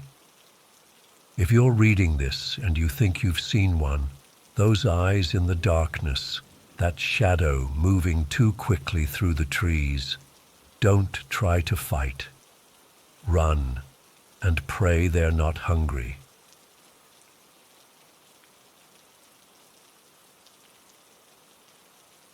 I still wake up screaming sometimes. My wife says I claw at the air, like I'm trying to fight something off. It's been 8 months since that day in the Blackwood Forest Preserve, and I'm still on medical leave from the Ranger Service. The doctors keep saying it's PTSD, that I need to process the trauma. But they don't know. They can't know. I've never written this down before. The official report says animal attack, and my superiors made it clear that's where it should end. But I need someone to know what really happened out there. Maybe putting it into words will help the nightmares stop. I doubt it, though. It started as a routine patrol. Late May, perfect weather, the kind of day that brings out weekend campers in droves. Frank, my partner of 4 years, and I were checking permits at the Northridge campsites. Frank was in one of his moods, complaining about budget cuts and how management kept ignoring his requests for new radio equipment. 30 years I've been doing this job, Billy, he said, using the nickname I hated, and every damn year they expect us to do more with less. I mostly tuned him out. Frank was 5 years from retirement and bitter about pretty much everything. But he knew these woods better than anyone, and I respected that. Our route took us to the far northeastern campsites, an area we call the Hollow, because it sits in a natural depression surrounded by old-growth pine. It's beautiful but isolated, about 4 miles from the ranger station. We'd had reports of a family of 4 who'd checked in 2 days before but hadn't been seen since. The first thing I noticed as we approached was the silence. No birdsong, no squirrels chattering, just dead quiet. Frank noticed it too and immediately put his hand on his sidearm. Standard issue for rangers in areas with aggressive wildlife. We'd had bear problems before. "Something's not right," he muttered. The campsite came into view and my stomach dropped. Their tent was shredded, not just torn but completely destroyed, like something had systematically ripped it apart. Their cooler was tipped over, contents scattered everywhere. But it was the trees that really got to me. The bark was stripped off in long vertical gouges about 7 feet up. Not typical bear behavior at all. Frank radioed it in while I looked around. No blood, which was good, but no people either. Their SUV was still parked at the edge of the site, keys inside. 4 sets of hiking boots were neatly lined up outside what remained of the tent. "Dispatch says to secure the scene," Frank said, clicking off his radio. "Search and rescue team is on the way." I was checking a backpack that had been tossed against a tree when I found it. A small stuffed teddy bear. It was one of those cheap carnival prizes, the kind a kid might win at a ring toss. But what made my skin crawl were the marks on it. 3 parallel cuts that had nearly severed the head, too deliberate to be random damage. "Frank," I called, holding it up. He took one look and his face went pale. Frank had been around for the bad stories, the ones they don't tell new rangers during orientation. The unexplained disappearances, the search parties that never came back. That's when we heard it. Not a howl exactly. I've heard wolves, coyotes, even mountain lions. This was different. Lower, with a weird modulation that made it sound almost like speech. It echoed through the trees, impossible to pinpoint. Frank's hand went immediately to his gun. "We're leaving, now," he said, voice tight. "What about securing the scene? Scene's already compromised. We need backup." That's when I saw something moving at the edge of the clearing. Just a shadow darting between trees, but too big to be a deer, too fast to be a bear. Frank saw it too, and pushed me toward the trail. "Move, don't run, but move quickly." The walk back to our vehicle was the longest of my life. That feeling of being watched was overwhelming. Twice more we heard that strange call, closer each time. When we finally reached our truck, Frank's hands were shaking so badly he dropped the keys. The drive back to the station was silent. Frank radioed ahead, using a code I'd never heard before. When we arrived, Superintendent Tom Hawkins was waiting, face grim. He ushered us into his office and closed the blinds before asking for our report. Frank described what we'd found, then placed the teddy bear on Hawkins' desk. The superintendent's reaction wasn't what I expected. Not surprise or confusion, just resignation, like he'd been waiting for this. "It's happening again," he said quietly. That's when Hawkins told us the truth. The Blackwood Forest Preserve has been around since the 1930s, but people have been disappearing in these woods for centuries. The local tribes, the Nahanni people, refuse to hunt here, claiming the forest belonged to creatures they called the Wendigo Atabai. They walk like men, but they are always hungry. Every 20-30 years, there's a cluster of disappearances: campers, hikers, even rangers. In '84, we lost an entire search party, Hawkins said. 6 men went in, none came out. We found pieces of them scattered over 8 miles of forest. The official reports always blame animal attacks or exposure. The families get settlements with NDAs attached. The Parks Department brings in cryptozoologists and anthropologists under the guise of wildlife surveys. They never find anything concrete, just footprints that start human and gradually change. Why isn't this public knowledge? I demanded. People have a right to know what they're walking into. Hawkins just looked at me with tired eyes. And say what? That we have evidence of something impossible? That would either cause panic or bring every thrill-seeker and cryptid hunter in the country to our doorstep? He sighed. We close the affected areas for a few months, increase patrols, and eventually it stops, until the next cycle. I wanted to argue more, but an emergency call came in. Another campsite had been found destroyed, this time with blood. A lot of it. Hawkins organized a search party. 8 rangers, including Frank and me, plus 2 local hunters who knew the terrain.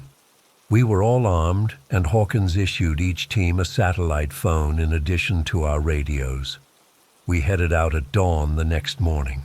The plan was to check all remote campsites and known caves where someone might seek shelter. Frank and I were paired with a senior ranger named Martinez and one of the hunters, a weathered old guy named Carlson who barely spoke. The forest felt different that day, hostile. The usual sounds were muted, like the wildlife was hiding. We found the second campsite around noon, worse than the first. The tent was completely gone except for shredded pieces stuck to the trees. Bloody handprints marked a desperate escape attempt toward the trail, but the blood trail ended abruptly about 50 yards in. Looks like something grabbed them mid-run, Carlson muttered, the first words he'd spoken all day. Martinez radioed our findings to the other teams. 2 more sites had been found in similar condition. No bodies, but enough blood that survival seemed unlikely. Hawkins ordered all teams to rendezvous at Copper Creek, a landmark about 2 miles from our position. On the way there, we found something that turned my blood cold. A freshly killed deer lay across the path, not eaten, just taken apart. Its limbs had been methodically removed and arranged in a crude star pattern around the torso. Whatever did this wasn't hunting for food. "It's toying with us," Frank whispered. We reached Copper Creek as the sun was setting. The other teams reported similar findings: destroyed campsites, blood, but no bodies. Hawkins decided we'd set up a base camp and continue searching in the morning. No one mentioned going back to the station, though it was only about 5 miles away. I think we all knew whatever was out there was between us and safety. The mood that night was tense. We built a huge fire and set up a watch rotation. I was paired with Martinez for the midnight shift. For the first hour, we just sat in silence, scanning the darkness beyond the firelight. Then Martinez started talking, almost whispering, about his grandfather who'd been a ranger back in the 50s. "He told me they're not animals," he said, eyes never leaving the tree line. "They think, they plan, they remember. His generation tried to hunt them after a family of 5 was killed, tracked them to some caves up north. Most of the hunting party didn't make it back. My grandfather said they changed their tactics, started targeting the hunters specifically. "What are they?" I asked. Martinez just shook his head. Grandfather said asking that question was missing the point. They're hunger-given form. They're the reason humans evolved to fear the dark. Around 2 a.m. I spotted them, eyes reflecting our firelight from the darkness. Not just a pair, but dozens surrounding our camp, amber-colored, too high off the ground to be wolves. They didn't move, just watched. I quietly woke the others. We formed a circle, backs to the fire, weapons ready. "Don't shoot unless they charge," Hawkins ordered. "Conserve ammunition." For nearly an hour we stood like that, watching those eyes watching us. Then, as suddenly as they appeared, they were gone. No one slept after that. When dawn finally broke, we found tracks all around our perimeter, hundreds of them. Some looked almost human, others didn't. Hawkins decided we needed to investigate the cave system Martinez had mentioned. If people were being taken there, they might still be alive. We broke camp and headed north, everyone jumpy, weapons ready. The forest seemed to close in around us, the trees growing denser, the undergrowth more tangled. We found the cave entrance shortly after noon. It was partially hidden by vegetation, but the ground around it was trampled. Human footprints led in. Nothing came out. Hawkins divided us into 2 groups. His team would secure the perimeter while my team explored the cave. We had flashlights, weapons, and enough rope to mark our path. Frank looked like he wanted to object to the plan, but just checked his gun instead. The cave mouth opened into a larger chamber that descended steeply. The air inside was cold and damp, with an underlying smell I can only describe as rotten meat mixed with wet fur. Our lights revealed more footprints in the mud, some clearly human, others showing a gradual transformation. 5-toed prints elongating, deepening, developing claw marks at the tips. We followed the main tunnel about a 1/4 mile in before it branched. The left passage had scratch marks along the walls like something had been dragged through. We took that one. The tunnel eventually opened into a large cavern with a ceiling so high our flashlights couldn't reach it. The floor was littered with remains, mostly animal bones, but some unmistakably human. In the center was a crude stone altar with a spiral symbol carved into it. The spiral had small notches around its circumference, one for each person taken, I realized with horror. "We need to go. Now," Frank whispered. That's when our radios crackled to life with screams. Hawkins's team was under attack. We could hear gunshots, then Martinez's voice shouting coordinates before cutting off abruptly. Frank grabbed my arm and pulled me toward the tunnel. Carlson was already running ahead. We never made it to the exit. The screams from outside stopped abruptly, replaced by that awful howling sound, now coming from multiple directions and echoing through the cave system. Our frantic retreat led us deeper into the cave network instead of out. We eventually found ourselves in a narrow passage, forced to crouch and move single file. That's when Carlson, who was leading, suddenly stopped and made a choked sound. My flashlight beam found him a moment later, or what was left of him.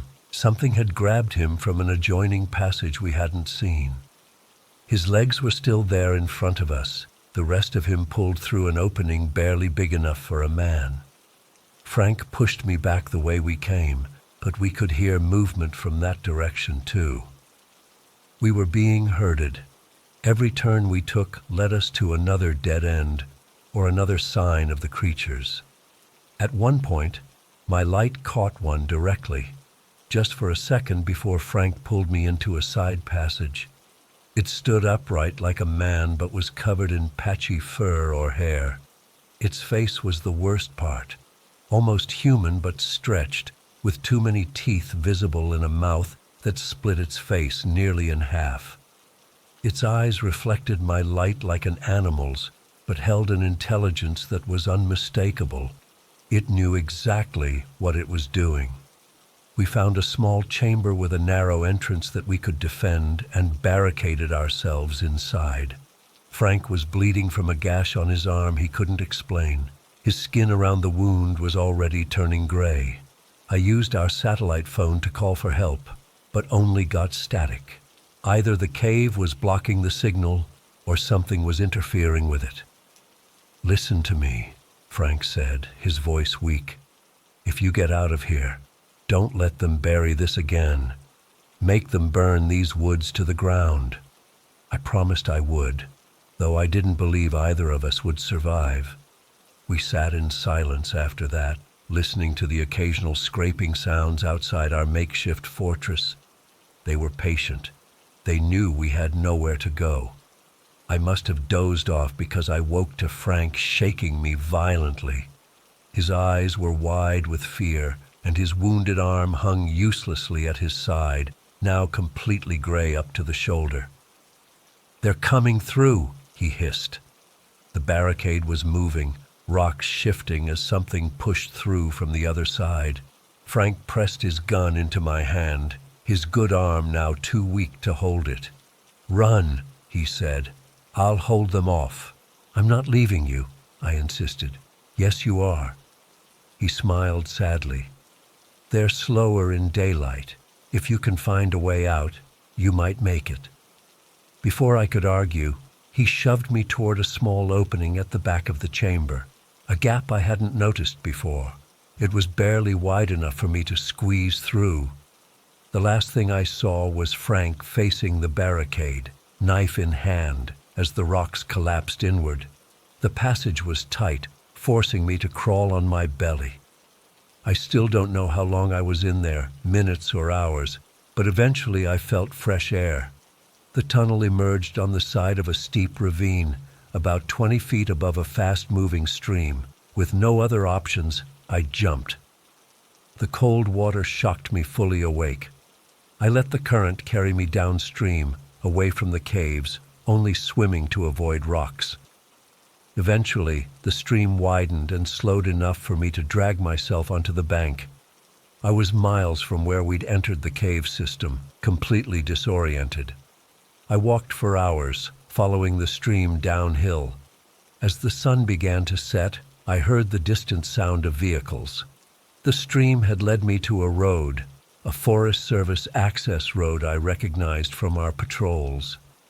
I flagged down a logging truck and convinced the driver to take me to the nearest ranger station.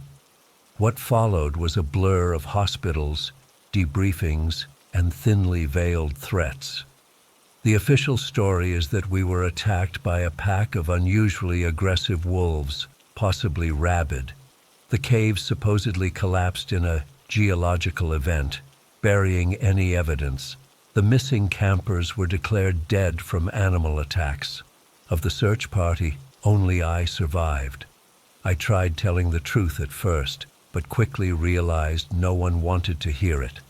The park was closed for wildlife management for 2 months, then reopened with a slightly larger ranger presence. Life went on. I still have that teddy bear. They let me keep it as personal effects. Sometimes I swear the claw marks look deeper than before. I know they're still out there, waiting for the next cycle, waiting for people to forget, to get comfortable again. And I know that someday the screaming will start again.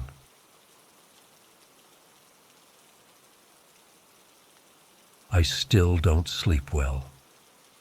Even 2 years later, I jolt awake at every creak and groan in my apartment, reaching for a weapon that isn't there. My therapist says writing this down might help, so here goes. I've never shared this with anyone outside the Ranger Service and the police, and honestly, I don't think they believed me anyway. I was so excited when I got the job at Willamette National Forest. Seriously, I couldn't stop smiling for days.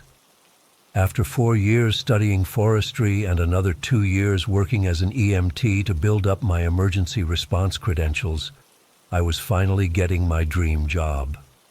Growing up in suburban Detroit with nothing but concrete and strip malls in every direction, I'd always dreamed of wide open spaces and ancient trees. I'd spent my childhood reading outdoor magazines and watching nature documentaries while other kids played video games. The posting was at a remote ranger station in Oregon, about 30 miles from the nearest real town. When I say remote, I mean remote. The station itself was this old log cabin structure from the 1950s that had been retrofitted with solar panels and a small wind turbine. We had electricity most days, well water, and a ham radio for emergencies. Cell service was non-existent. Internet came through a satellite connection that went down whenever it rained too hard. My supervisor, Dan, gave me a quick orientation before heading off to his 2-week vacation. Keep an eye on the trails, help any lost hikers, and radio in if there's a real emergency. Simple enough. I was pumped to be living my dream job, alone in the wilderness with nothing but the sounds of nature. The first week was exactly what I'd hoped for. I patrolled the main trails, documented some minor erosion issues, and helped a family find their way back to the visitor center when they took a wrong turn. The sunsets were incredible, all orange and purple reflecting off the mountains. I'd sit on my cabin porch each evening, drinking coffee and thinking I'd made the best decision of my life. Then I met Bill Thompson, an old-timer who ran the general store about 15 miles down the mountain. I'd gone there to pick up some supplies, and he got chatty while ringing me up. "You the new ranger up at Willamette Station?" he asked, eyeing my uniform. "Yeah, just started last week.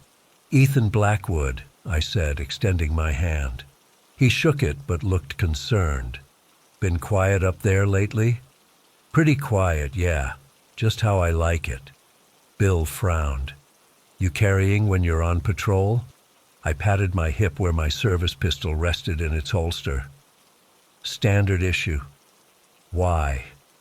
He leaned in closer. "Listen, there's things in those woods, things the Forestry Service doesn't put in their brochures." I'll admit, I smiled a little. Every remote area has its local legends and ghost stories. I figured this was just the old-timers' way of hazing the newcomer. "Like what, bears?" "I've had my training." "Not bears," he said, shaking his head. "Something else. People go missing up there. More than they should." I nodded politely and thanked him for the warning, but I didn't take it seriously. Every wilderness area has missing persons cases. People underestimate nature, get lost, fall, drown. It happens. But then I started hearing it more. A hiker mentioned strange shrieks in the night that didn't sound like any animal I know. The mail carrier who came once a week asked if I'd seen anything unusual up by Devil's Knob, a rocky outcropping about 5 miles east of my station. I still wasn't concerned until 3 backpackers disappeared within a month. The first was a solo hiker who'd registered at the trailhead but never checked out. Standard procedure had me organizing a search with the county's volunteer team. We found his campsite intact, tent still standing, food hung properly in a bear bag, but no sign of the hiker himself. Just a torn backpack with what looked like claw marks. We all assumed bear attack and moved on. 2 weeks later, a couple vanished from the North Ridge Trail. Their families reported them missing when they didn't return from their weekend trip. This time, the search turned up something that made my skin crawl. We found their tent shredded, blood spattered on the ground, and deep gouges in the surrounding trees. But the thing that really got to me was finding a piece of clothing, a flannel shirt, hung from a branch about 20 feet up a pine tree. Like it had been placed there deliberately. No human could have climbed that skinny branch. The local sheriff said it was probably a cougar, but I'd seen cougar attacks before during my training. This didn't fit the pattern. That night, I couldn't sleep. I spread maps across my desk, trying to spot any pattern in the disappearances. They'd all happened within a 10-mile radius of a particularly dense section of forest that locals called Devil's Knob. There were no official trails there, but apparently it was popular with more adventurous hikers looking to go off-grid. It was about 2 a.m. when the radio crackled to life. At first, I thought it was just static, but then I heard a voice, breathless and terrified. "Help! Someone please! It's out here with me!" I grabbed the receiver. "This is Ranger Blackwood at Willamette Station. What's your location? What's your emergency?" More static then. "I don't know exactly. We were camping near that big rock formation. Devil's something. Oh God, I hear it coming back." "Who's coming back? Are you injured?" I asked, already pulling on my boots. "Not who? What?" It took Ryan. Just grabbed him right out of the tent. There was so much blood. I ran. "I've been running for hours. Please, you have to—" The transmission cut off with a sound that still haunts me. It wasn't a scream exactly. It was more like a gasp, followed by a wet gurgling noise. I tried to raise them again, but there was nothing but static. I should have called for backup, but the nearest additional rangers were 2 hours away. If someone was hurt out there, they didn't have that kind of time. I grabbed my emergency pack, strapped on my sidearm, took a powerful flashlight, and headed out into the darkness. My truck could only take me so far on the service roads before I had to continue on foot. The forest at night is a different world. Shadows take on shapes, and every sound is amplified. The usual peaceful feeling I got from the woods was gone, replaced by a creeping sense of dread. I had a general idea of where Devil's Knob was, and I pushed through the undergrowth as fast as I safely could. My flashlight beam cut through the darkness, catching the reflection of animal eyes now and then. Mostly deer, watching me warily before bounding away. After about 2 hours of hiking, I reached a clearing near the base of the rock formation. My flashlight beam swept across something that immediately turned my blood cold. A mangled backpack lay on the ground, surrounded by dark stains that could only be blood. Nearby, a tent was collapsed and torn open, like something had burst out from inside. I drew my pistol and approached slowly, calling out, "Hello? Forest Service, is anyone out here?"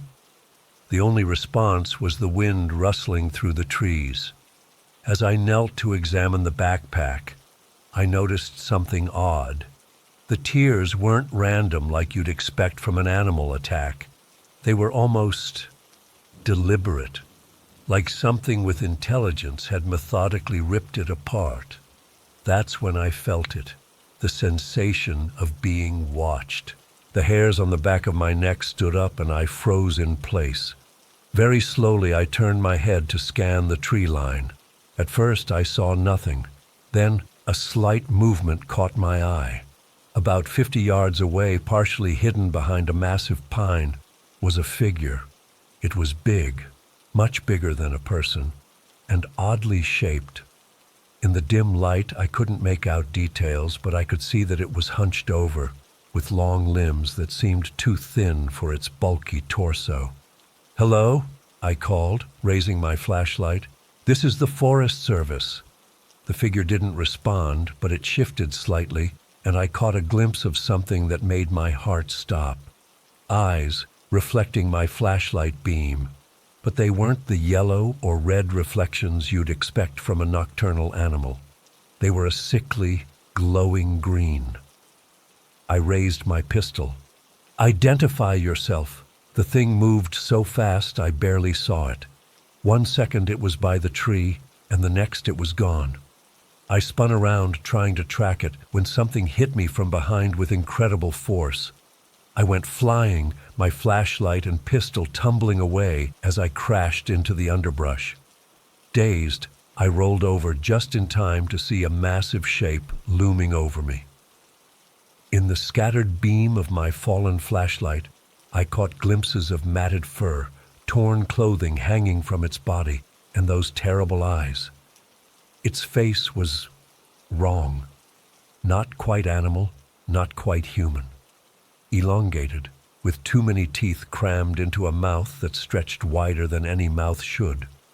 I scrambled backward, searching desperately for my gun, but it was nowhere in sight. The creature made a sound, a low, chittering noise that no natural animal could produce, and lunged. I don't remember much after that, just fragments, pain, the smell of wet fur and something rotting, those eyes burning into mine, and then darkness. I woke up at dawn, lying in the clearing. At first, I thought I'd dreamed the whole thing, but then I noticed the blood. It was everywhere, on my clothes, my hands, smeared across my face. But I couldn't find a wound. The blood wasn't mine.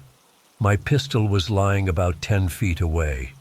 When I checked it, I found it had been fired twice, but I have no memory of pulling the trigger. My flashlight was smashed beyond repair. Most disturbing of all, I was clutching something in my right hand so tightly that my knuckles were white. It was a scrap of fabric, not from my clothes, but something older, dirtier. It might have been flannel once, but now it was crusty with dried blood and something else. Something that looked like black mold but moved slightly when I held it up to the light. I stumbled back to my station in a daze. Every instinct told me to pack up and leave, but I couldn't stop thinking about the voice on the radio. Someone had been out there, terrified and in danger. I couldn't just walk away, so I did something stupid. I decided to go back, not right away. I wasn't completely insane. I spent the day cleaning up, checking my gear, and loading the shotgun I kept in the station for emergencies. I called my supervisor on the satellite phone, but he was out of range. I left a message saying there had been an incident and I was investigating. I waited until mid-morning the next day. Whatever that thing was, I figured daylight would give me some advantage. I drove as close as I could, then hiked back to the clearing. In the light of day, it looked different. The bloodstains were still visible, but they'd dried to a rusty brown.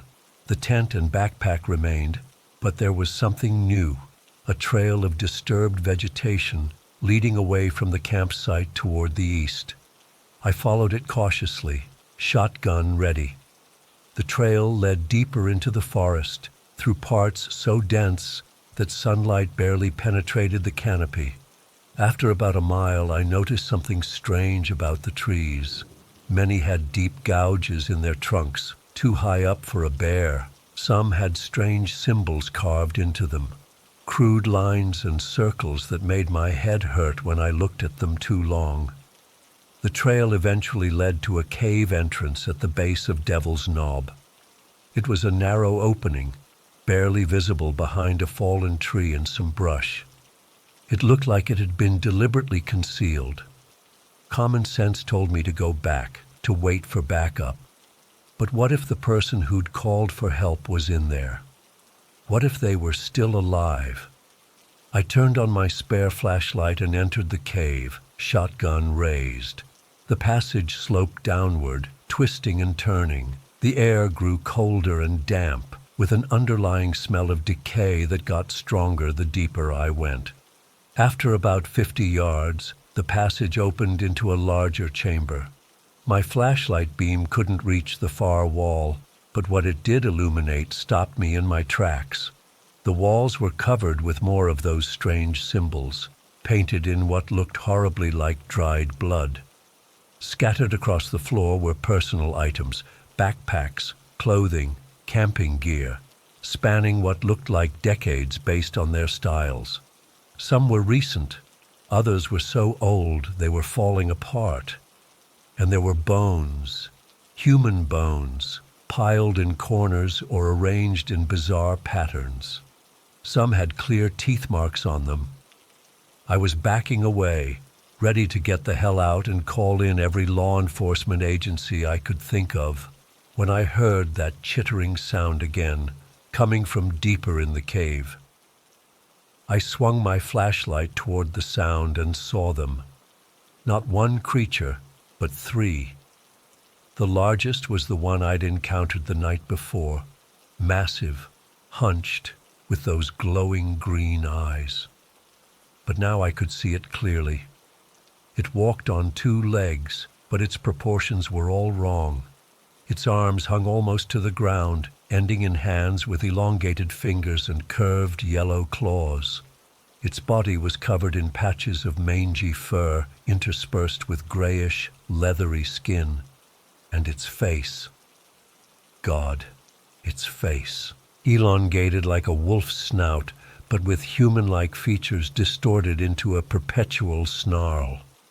Those too many teeth gleamed in my flashlight beam. The other two were smaller, but similar in appearance. They moved with an unnatural jerking motion, like puppets with half their strings cut. Between them, they held something that was still moving weakly. A person, a young man with blood streaming from multiple wounds. His eyes met mine, and I saw a flicker of desperate hope. I didn't think. I fired. The shotgun blast echoed deafeningly in the confined space, catching the largest creature in the shoulder. It shrieked, a sound so high-pitched and inhuman that it felt like needles in my ears, and dropped its prey. The next few minutes were chaos. I fired again and again, the muzzle flash lighting up the cave in strobing bursts. The creatures moved with terrifying speed, darting around stalactites and lunging at me from different angles. One of them slashed my arm, leaving deep gouges that immediately went numb. I managed to hit one of the smaller ones square in the chest. It flew backward, crashing into the cave wall with a wet thud, and didn't get up. The other small one disappeared into a side passage after taking a glancing hit to its leg. The large one, though, the one I'd met the night before, kept coming despite at least 2 direct hits. It should have been dead, but it moved like it barely noticed the wounds. The shotgun clicked empty, and I had no time to reload. I dropped it and drew my pistol as the creature closed in. I emptied the magazine, backing up as I fired. Most shots hit, punching holes in that horrible leathery hide, but it just kept coming, those green eyes blazing with hatred and hunger. My back hit the cave wall. The creature was just feet away, reaching for me with those long, clawed hands. I had nothing left, no weapons, no escape route, and then, just as those claws were about to close around my throat, the creature staggered. It made a confused sound, looking down at its chest where dark fluid was pouring from multiple wounds. It took another step toward me, then collapsed, twitching. I didn't wait to see if it would stay down. I grabbed the injured hiker, who was barely conscious, and half carried, half dragged him toward the cave entrance. Every shadow seemed to move. Every sound was another creature coming for us. But somehow, we made it outside. The sunlight hit us like a physical force after the darkness of the cave. I kept moving, pushing us as far from that horrible place as possible. When I finally stopped to check on the hiker, I found he'd passed out but was still breathing. I used my first aid kit to bandage the worst of his wounds, then made the hardest decision of my life. I couldn't carry him all the way back alone, not with my injured arm. I needed help. I propped him against a tree in a defensible position, left him my pistol with its remaining rounds, and ran. Faster than I've ever run in my life. I made it back to the station and radioed for emergency evacuation. Within 2 hours, a helicopter had airlifted both the hiker and me to the nearest hospital. The official report says we were attacked by an unidentified predator, possibly a bear. The search team that went back found the cave, but claimed it contained only evidence of animal habitation and some old camping equipment. They found no creatures, no symbols, none of the horror I'd described. The hiker recovered physically, but mentally. He's in a psychiatric facility now. He doesn't speak, just draws those same symbols I saw in the cave, over and over. As for me, I resigned from the ranger service a week after being released from the hospital. I couldn't go back to those woods, not knowing what lurks there. I moved to Portland, took a job at an outdoor equipment store. I still jump at shadows. I still hear that chittering sound in my dreams. The thing that haunts me most, though, when I was cleaning out my cabin, I found that scrap of bloody fabric I'd been clutching when I woke up after the first attack. I'd stuffed it in a drawer, not wanting to look at it. But as I was packing, I noticed something I'd missed before. Stitched into one corner, barely visible under the stains, the name Ryan. The man on the radio had said it took Ryan, and somehow I had ended up with a piece of his clothing. But I have no memory of how I got it or what happened during those hours I was unconscious in the forest. Sometimes I wonder if I really killed that creature in the cave, or if it somehow got inside me during that first night and is now just waiting for the right moment to emerge again.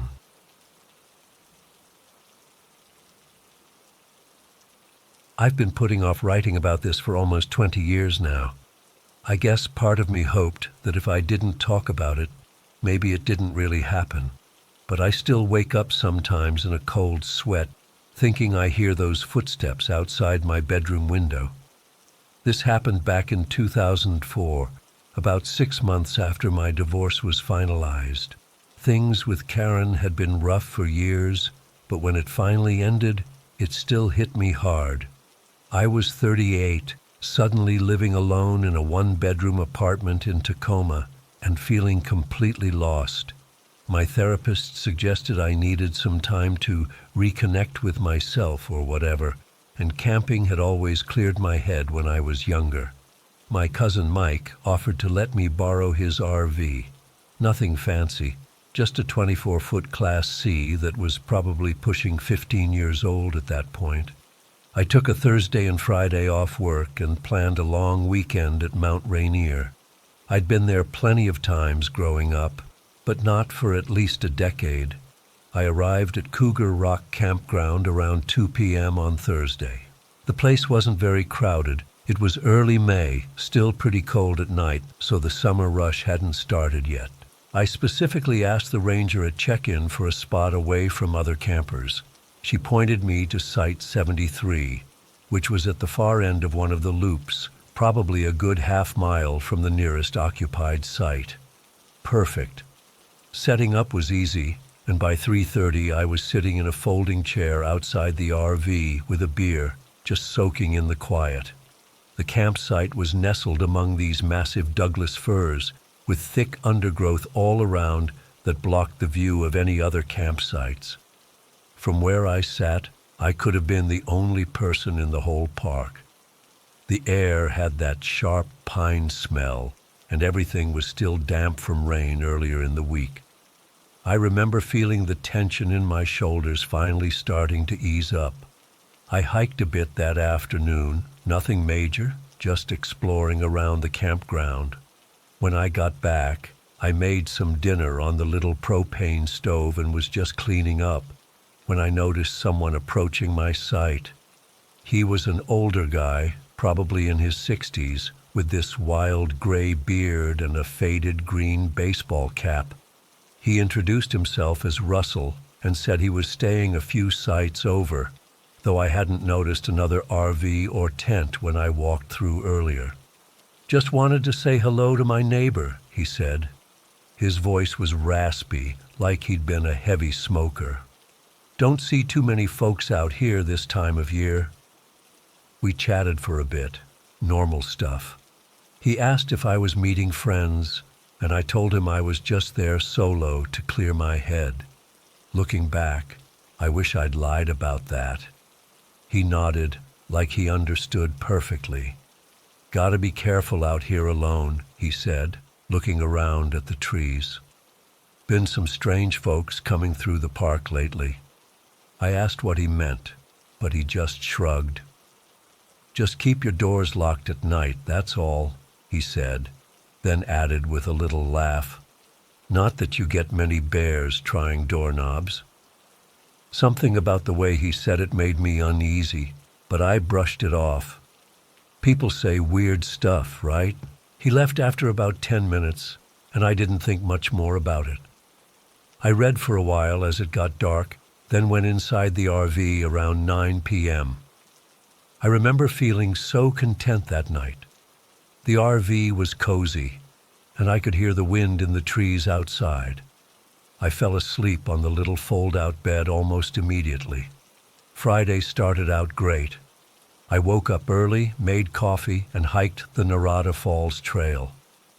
The weather was perfect, cool but sunny, with the mountain visible against a clear blue sky. By afternoon, I was back at the campsite, planning to grill some burgers and maybe read more of my book. That's when I saw him for the first time. I was setting up the portable grill when I noticed movement on the trail that ran past my sight. A man was standing there, just off the path, watching me. He was tall, maybe 6'4", with this dirty blonde hair that stuck out in all directions.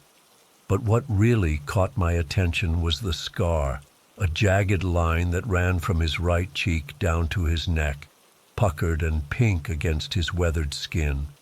He was wearing jeans and a dark jacket that looked too heavy for the mild weather. Our eyes met, and my stomach instantly knotted up. He didn't smile or nod or do any of the normal things hikers do when they pass each other.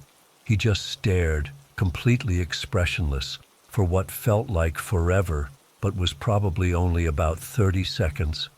I finally managed an awkward, "Hey there," thinking maybe he was lost or needed directions. He didn't respond.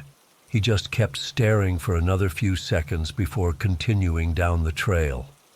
I told myself I was overreacting, that he was probably just socially awkward or something. But I couldn't shake the feeling that something was off. I finished making my dinner, but kept glancing over my shoulder, half expecting to see him watching me from the trees. As it got dark, I decided to turn in early. I locked the RV door, something I hadn't even bothered to do the night before, and tried to read, but couldn't focus. Around 10:30, I finally turned off the lights and tried to sleep. I don't know how long I was out before the noises started. At first, it was just footsteps, the unmistakable sound of someone walking slowly around the RV. I lay perfectly still, listening. Then came a soft tapping on the side of the vehicle, like someone running their fingers along the metal. My heart was pounding so hard I could feel it in my throat. I tried to convince myself it was an animal, maybe a raccoon or something. But deep down, I knew better. The footsteps were too deliberate, too human. Then they stopped at the door, and there was a knock. Not a frantic pounding, but 3 slow, deliberate knocks. I didn't move, didn't breathe. 3 more knocks, slightly harder this time. "I know you're in there, Daryl," a voice called. It was low and rough, with a weird sing-song quality that made my skin crawl. How the hell did he know my name? "Come on out, Daryl. Just want to talk to you." I slowly, silently, reached for my phone on the little table next to the bed. No signal. Of course. I could see the door handle moving slightly as he tested it, finding it locked. I slid out of bed as quietly as I could and moved to the front of the RV, staying low and away from the windows. I needed to see what I was dealing with. Crouched below the dashboard, I slowly raised just enough to peek through the windshield. In the dim moonlight, I could make out a figure standing at the door. It was him, the man with the scar, and now he had a knife. I watched in horror as he began working the blade around the edge of the door, looking for a way to force it open. My mind was racing, trying to figure out what to do. The RV didn't have a back door, just the main entrance he was currently trying to break through. I thought about the emergency roof hatch above the bed. Could I get out that way? And then what? Run barefoot through the forest in the dark? But what choice did I have? Just as I was about to move toward the back, I saw another figure emerging from the trees, Russell, the old man from yesterday. Relief washed over me for about half a second. "Hey!" I shouted, hoping my voice would carry through the RV walls. "Help! This guy's trying to break in!" Russell stopped about 20 feet away. He just stood there, hands in his pockets, watching. And then, "I'll never forget this," he smiled. That's when I realized they were together. This wasn't a random attack. They'd planned this. Russell had scoped me out yesterday, confirmed I was alone, and now his partner was here to finish whatever they had planned. The knife was making progress on the door lock. I could hear it working into the mechanism, little metallic scrapes that turned my blood to ice. I had minutes, maybe seconds. I rushed to the back of the RV, climbed onto the bed, and reached for the emergency hatch. It was stiff from disuse, and my hands were shaking so badly I could barely grip the handle. I pushed with everything I had, terrified that the noise would alert them. The hatch finally gave way with a loud pop that seemed to echo through the entire RV. I froze, listening. The movement at the door stopped for a moment, then resumed with more urgency. "He's trying to get out," I heard Russell call. "Around back." I didn't hesitate. I pulled myself up through the hatch and onto the roof of the RV. The metal was cold and slick with dew, and I nearly slipped off immediately. Below me, I could hear the scarred man working more frantically at the door. Looking down, I saw Russell rounding the back of the RV. I was trapped between them. In that moment, pure survival instinct took over. I scrambled to the front of the RV and, without thinking, jumped. I hit the ground hard, pain shooting through my ankles, but adrenaline kept me moving. I bolted straight into the forest, away from the trail, into the pitch-black woods. I ran blindly, branches whipping my face, rocks and pine cones stabbing into my bare feet. Behind me, I heard shouting. They were coming after me. I don't know how long I ran. Time became meaningless. There was only the desperate need to put distance between me and them. Eventually, I couldn't hear them anymore, but I kept going, terrified of stopping. The forest was disorienting in the dark. Every tree looked the same, and I had no idea which direction I was heading. My feet were torn up and freezing. My pajama pants were ripped from catching on branches. After what felt like hours, I stumbled onto a paved road. I could barely walk by then, but I followed it, knowing it had to lead somewhere. Around dawn, I finally saw the lights of a ranger station. I must have looked like a madman when I burst in, bleeding, filthy, wild-eyed with fear. The rangers called the police immediately. They gave me a blanket and first aid for my feet while I told them what happened. 2 rangers drove me back to my campsite with a police officer. The RV door was standing open, and everything inside had been ransacked. My wallet, phone, and anything else valuable was gone. The rangers found Russell's campsite, just a simple tent with no sign of him. The police took my statement, and over the next few days, they pieced together what happened. Apparently, Russell and the scarred man, whose name I later learned was Keith, had been working together for months, targeting solo campers throughout the park. They would scope out isolated visitors, then rob them, and worse in some cases, They caught both men 3 days later trying to use my credit card at a gas station outside Tacoma. In their van, they found belongings from at least 7 other campers, along with some seriously disturbing stuff: restraints, weapons, photos of people, including me, taken without their knowledge. I learned during the trial that Keith had a long record of violent crimes. When they searched his apartment, they found journals detailing attacks on solitary campers going back years. Some of those campers had been reported missing. It's been almost 2 decades now, and I still can't sleep with the window open. I still go camping occasionally, but never alone and never in secluded spots. I need to see other people, other tents, know there's help within shouting distance.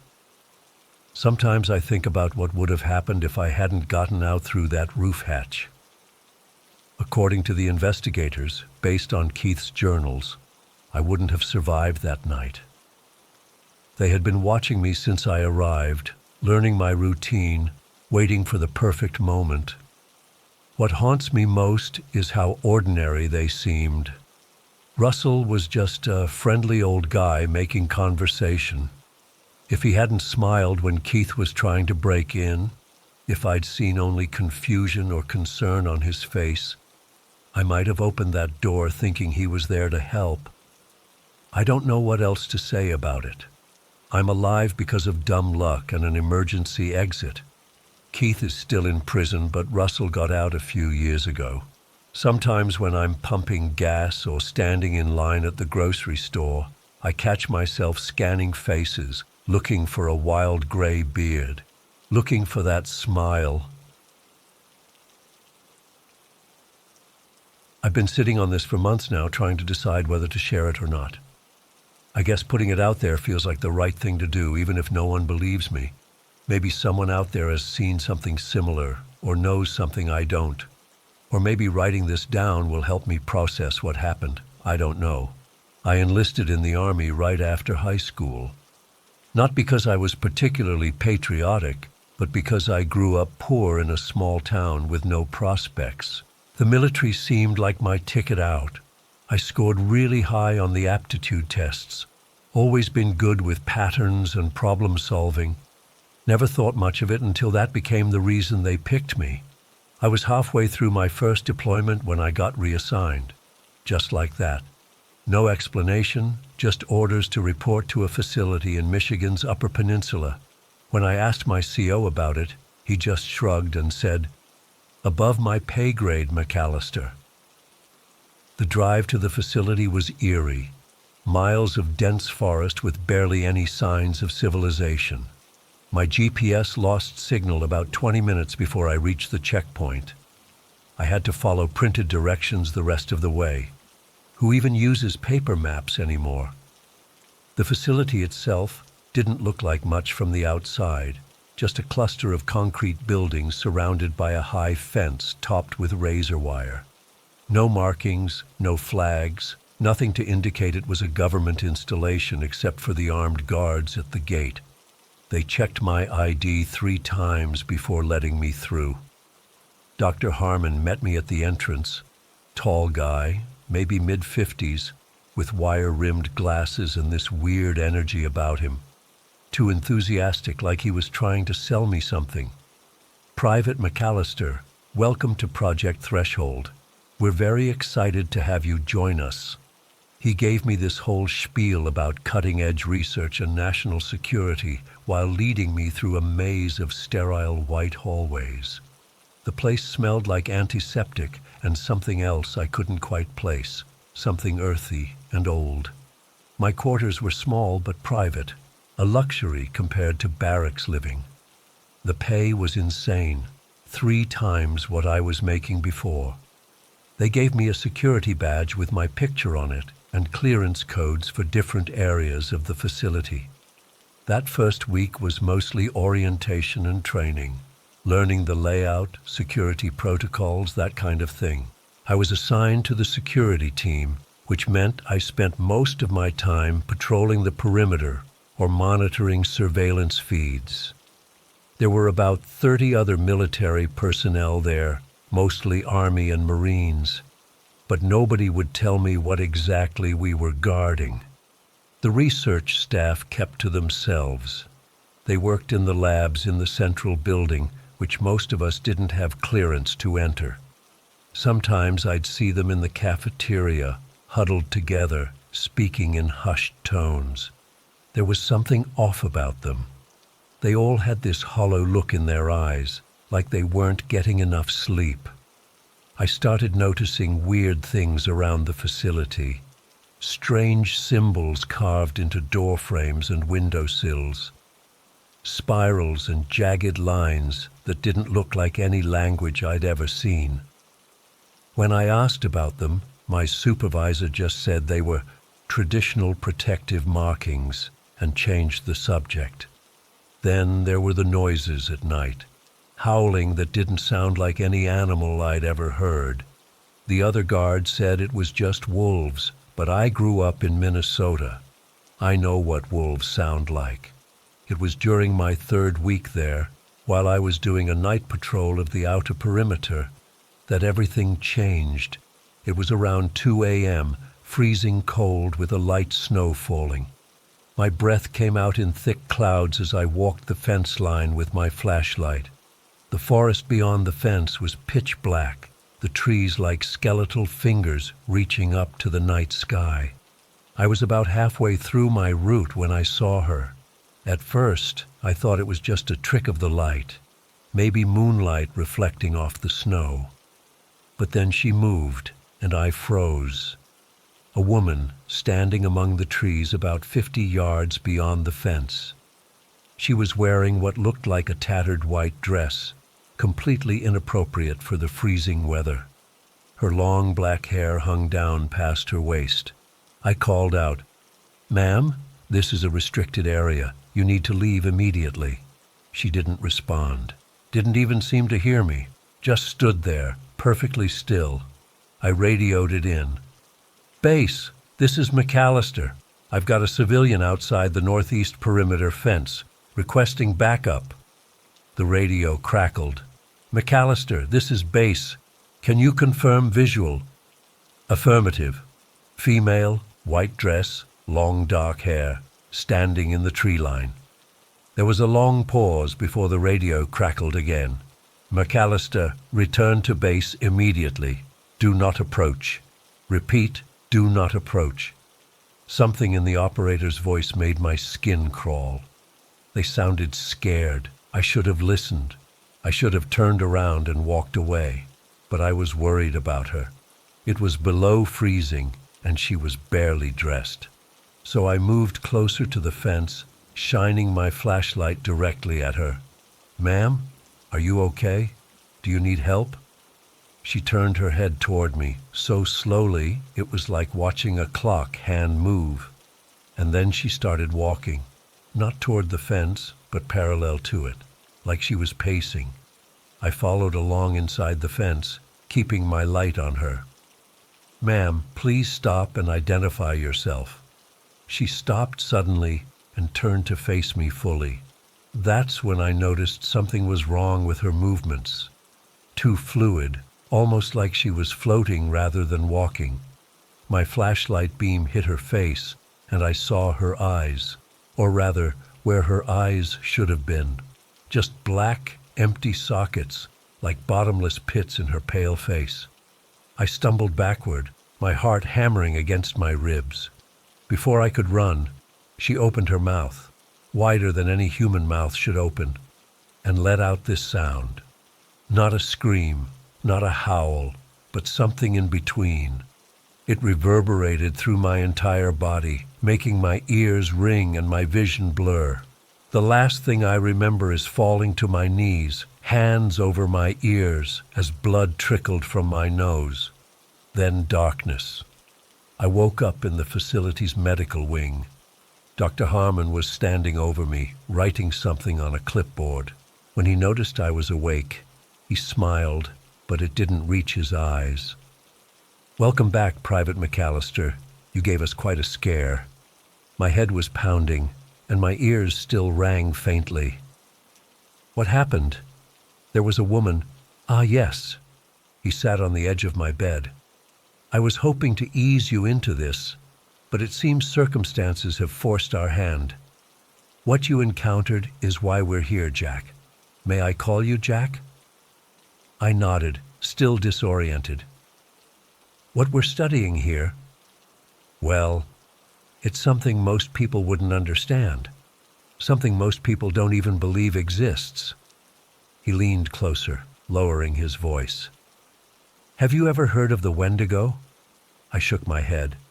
It's an entity from Algonquian folklore, a malevolent spirit that possesses humans, gives them inhuman strength and speed, and fills them with an insatiable hunger for human flesh.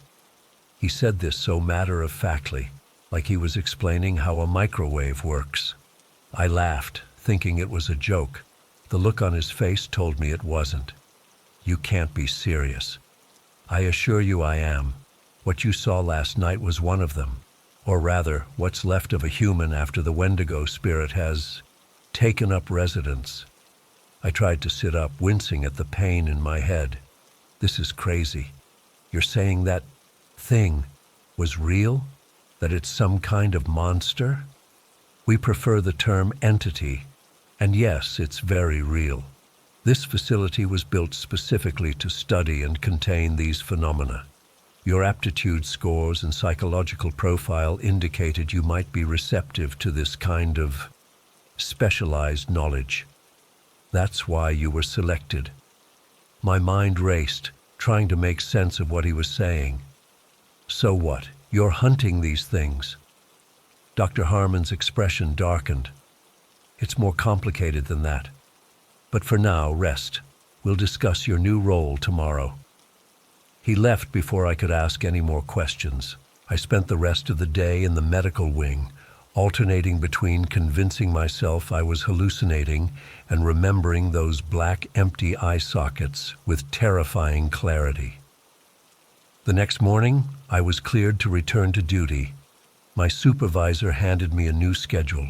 I'd been reassigned to the day shift, patrolling the interior corridors rather than the perimeter.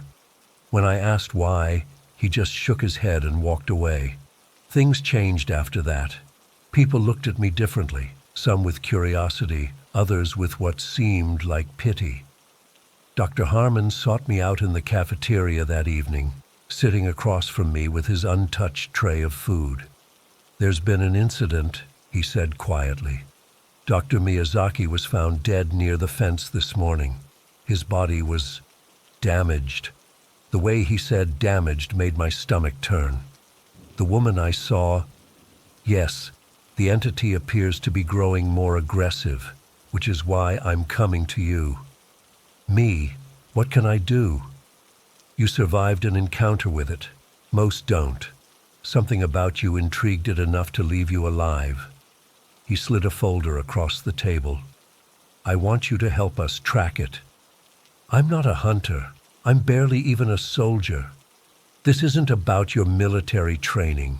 It's about your connection. The entity marked you somehow. We believe you might be able to sense it now. Before I could respond, alarms blared throughout the facility. Red emergency lights flashed in the hallways. Perimeter breach in Sector 7, announced a mechanical voice over the PA system. All security personnel report to stations. This is not a drill. Dr. Harmon stood quickly. They're coming. Follow me. He led me not to a secure area, but to the central lab, a place I'd never had clearance to enter before. Inside, a team of researchers worked frantically at computer stations surrounding a large circular platform in the center of the room. On the platform was a clear container holding what looked like black smoke swirling inside. What is that? I asked, pointing at the container. That, said Dr. Harmon, is what we've managed to extract from one of them. Pure Wendigo essence, if you will. The raw material of transformation. A thunderous boom shook the building, making dust fall from the ceiling. They're breaking through the outer defenses, said a female researcher without looking up from her computer. We need to move the specimen now. Dr. Harmon nodded. Prepare for Protocol Omega. As the researchers scrambled around us, Harmon pulled me aside. Jack, I need you to do something for me. I need you to go back out there. What? Why? Because you can find the symbols, the ones carved into the earth. They're part of an ancient binding ritual, a way to contain the entities. If you can locate them, we might be able to reinforce the barrier. Another explosion rocked the facility. Closer this time. Somewhere, people were screaming. How do you know about the symbols? I never told anyone about them. A flash of something, guilt, fear, crossed Harmon's face. We've been studying them for years. They're our only defense against what's coming. It was then that I noticed the symbols etched into the floor of the lab. The same spiral patterns I'd seen on door frames throughout the facility. The same patterns I'd glimpsed in the dirt near where I'd seen the woman. You're lying, I said, backing away. You're not trying to stop these things. You're trying to control them. Harmon's expression hardened. Control, contain, semantics. What matters is the power they possess, power that could revolutionize warfare, medicine, human capability itself. You're insane.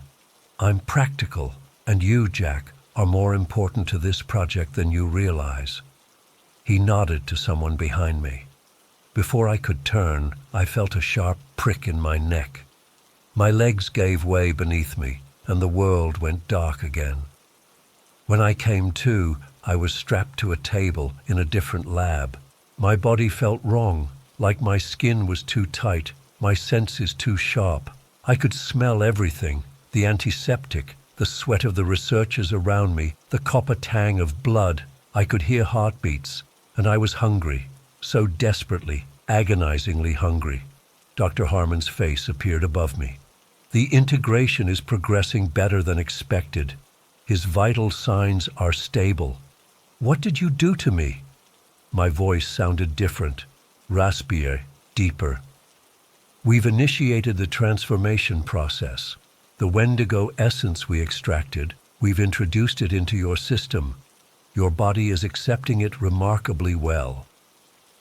Horror washed over me as I realized what he meant. You're turning me into one of those things. Not exactly. The others. They were uncontrolled transformations. Wild, chaotic. What we're doing with you is directed evolution, controlled metamorphosis.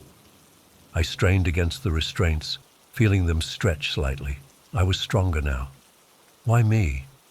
Your psychological profile, your aptitude scores, your genetic markers. You're compatible in ways most humans aren't. The woman you saw in the forest, she was drawn to you because she sensed this potential. Another explosion, much closer this time. The lights flickered. She's here, said a researcher, voice trembling. The primary entity has breached the inner perimeter. Harmon cursed under his breath. Accelerate the process. We need him operational now. A machine next to my table hummed to life, pushing more of the black substance into the IV in my arm. Pain shot through my body, white hot and all-consuming. I screamed, feeling my teeth shift in my mouth, becoming sharper, longer. Through the agony, I heard the lab door blast open. Screams filled the air, followed by wet, tearing sounds I tried not to identify. Something warm and sticky splattered across my face. Then she was there, the woman from the forest. Up close, she was even more terrifying. Her skin was stretched tight over her bones, her mouth filled with needle-like teeth. But her eyes were no longer empty voids. They glowed with a pale blue light, ancient and knowing. She looked at me, tilted her head slightly, and reached out with impossibly long fingers to snap my restraints. You are like me now, she said, her voice like rustling leaves and creaking ice. But you do not have to be what they intended.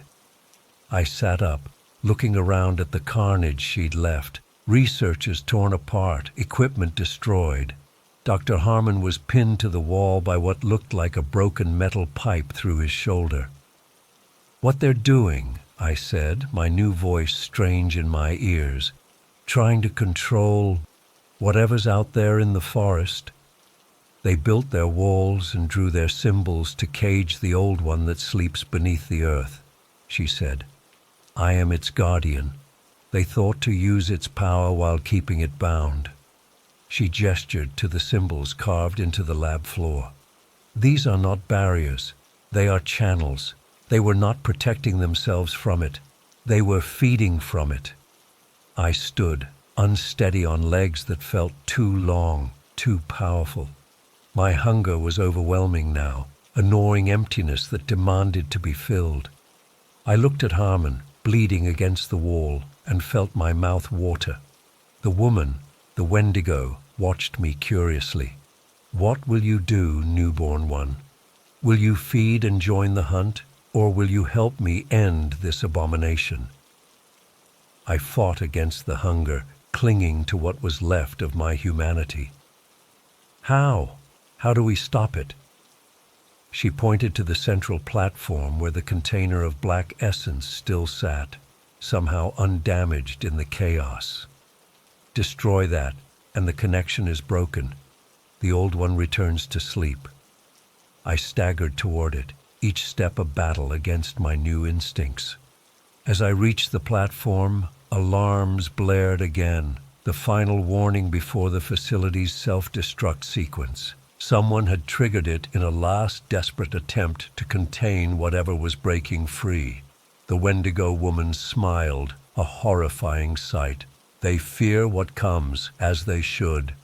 The ground beneath us trembled, not from explosions, but from something massive, shifting far below. The binding was failing. I smashed the container, letting the black essence spill across the symbols on the floor. It hissed and bubbled like acid, eating away at the carvings. The trembling intensified. "Now we must complete the circle," said the woman. "A sacrifice must be made." I knew what she meant without her having to explain. Someone with the essence in them, someone like me, had to close the binding. "Will I die?" She tilted her head. "Not as humans understand death. You will become part of the guardian circle, as I am." I nodded, feeling a strange calm despite everything. I knelt in the center of the dissolving symbols and pressed my hands against the floor, feeling the essence burn into my palms. The woman began to chant in a language older than words, and I found myself joining her, knowledge that wasn't mine flowing through me. The black essence spread from the broken container to cover the entire floor, then began to flow upward, forming a dome around us. The self-destruct countdown reached 0. The world exploded in fire and sound. But inside our black dome, there was only stillness as we completed the ritual. I felt myself changing again, not into a monster this time, but into something else. Something between human and other, a guardian. The facility collapsed around us, but the dome held until the binding was complete. Then it dissolved, flowing back into the earth, taking most of my humanity with it. I stood in the rubble under the night sky, the Wendigo woman beside me. The hunger was still there, but different now, a hunger to protect, to maintain the balance. "It is done," she said. "The old one sleeps again." She turned and walked into the forest. After a moment's hesitation, I followed. That was 6 months ago. The government never came to investigate the facility's destruction, or if they did, they didn't find anything worth pursuing. The forest has already begun to reclaim the site, vines and saplings pushing up through the concrete. I remain here, learning my new purpose from the woman who is now my teacher. My body continues to change, becoming something neither human nor Wendigo, but something in between.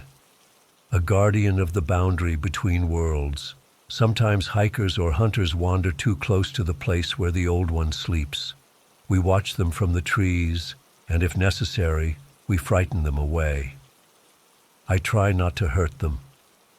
I still remember being human, though those memories fade a little more each day. I don't know how long I'll exist like this. Decades? Centuries? My teacher has been here since before the first European settlers arrived in these forests. Perhaps one day I'll become like her completely, forgetting I was ever Private Jack McAllister. But for now, I patrol a different perimeter, and I wonder how many other facilities like that one exist, how many other ancient things sleep beneath the earth, and how many other guardians stand watch in forgotten places. If you're reading this, and you work for the government, and they offer you a special assignment with excellent pay and minimal explanation, run. Run as far and as fast as you can. And if you're hiking in the Upper Peninsula and you see a tall, too thin figure watching you from between the trees, don't approach. Just turn around and leave the forest. I'm still learning to control my hunger.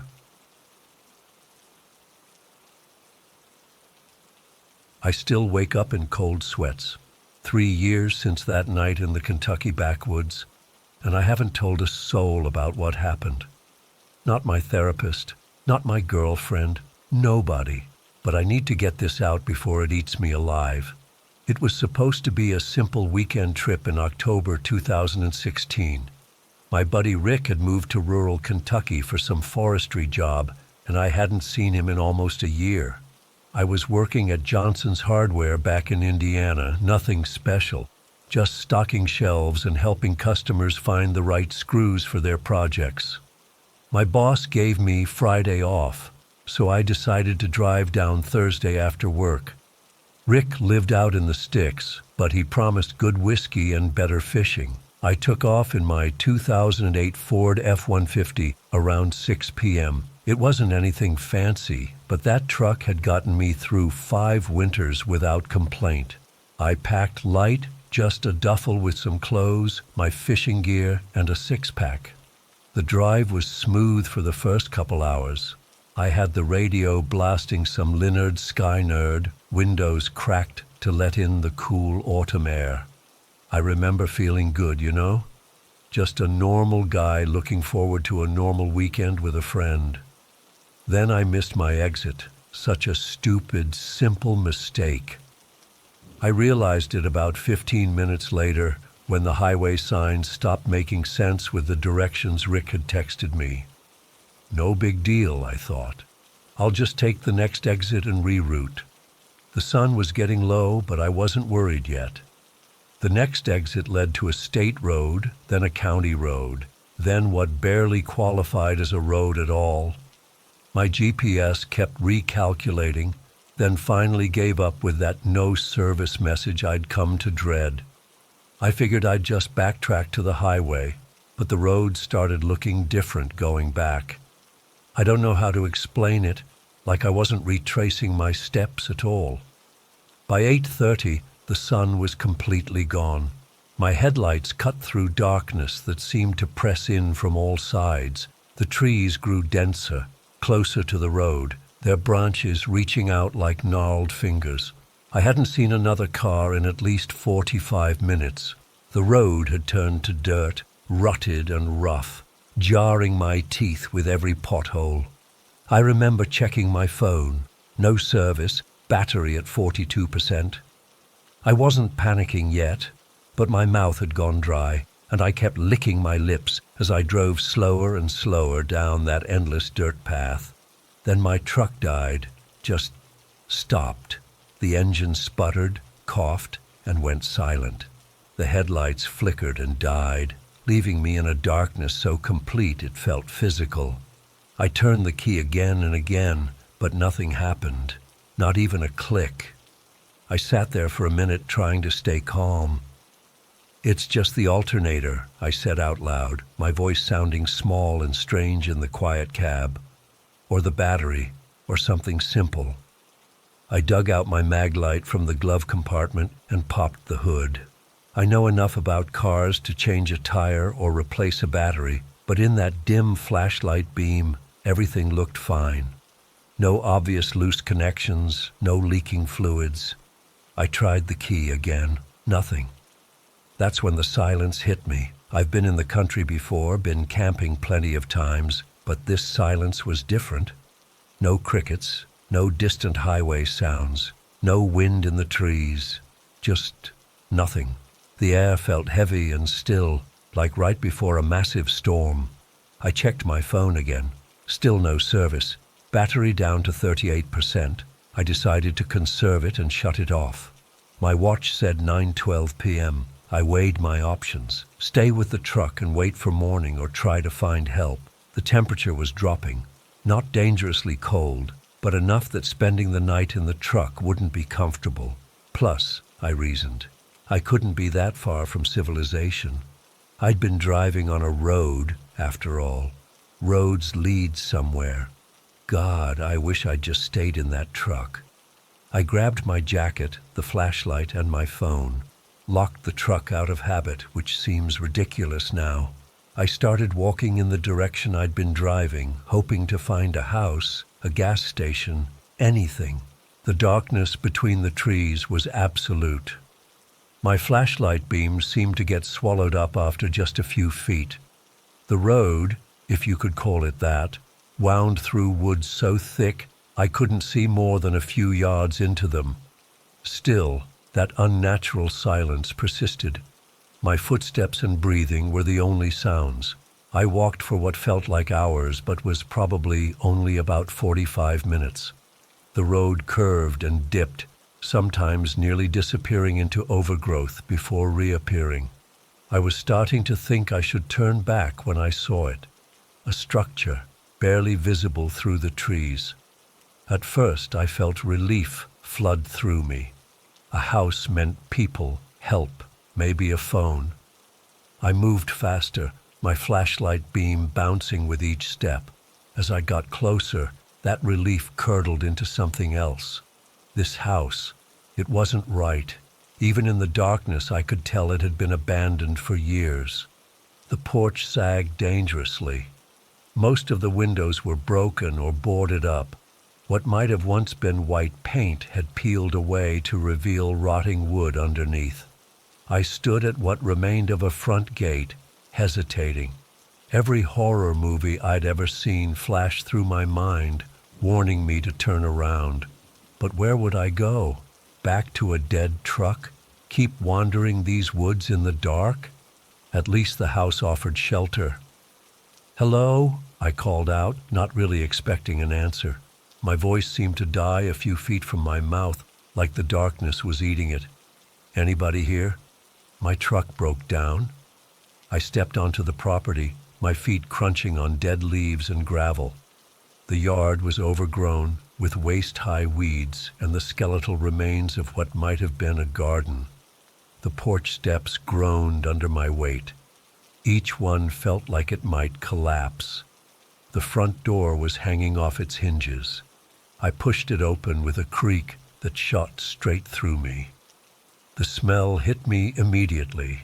Mustiness, rot, something vaguely animal. I swept my flashlight around what had once been a living room. Peeling wallpaper, a collapsed couch, broken picture frames. A layer of dust covered everything. "Hello?" I called again, softer this time. Part of me didn't want an answer. I moved through the house slowly, checking each room.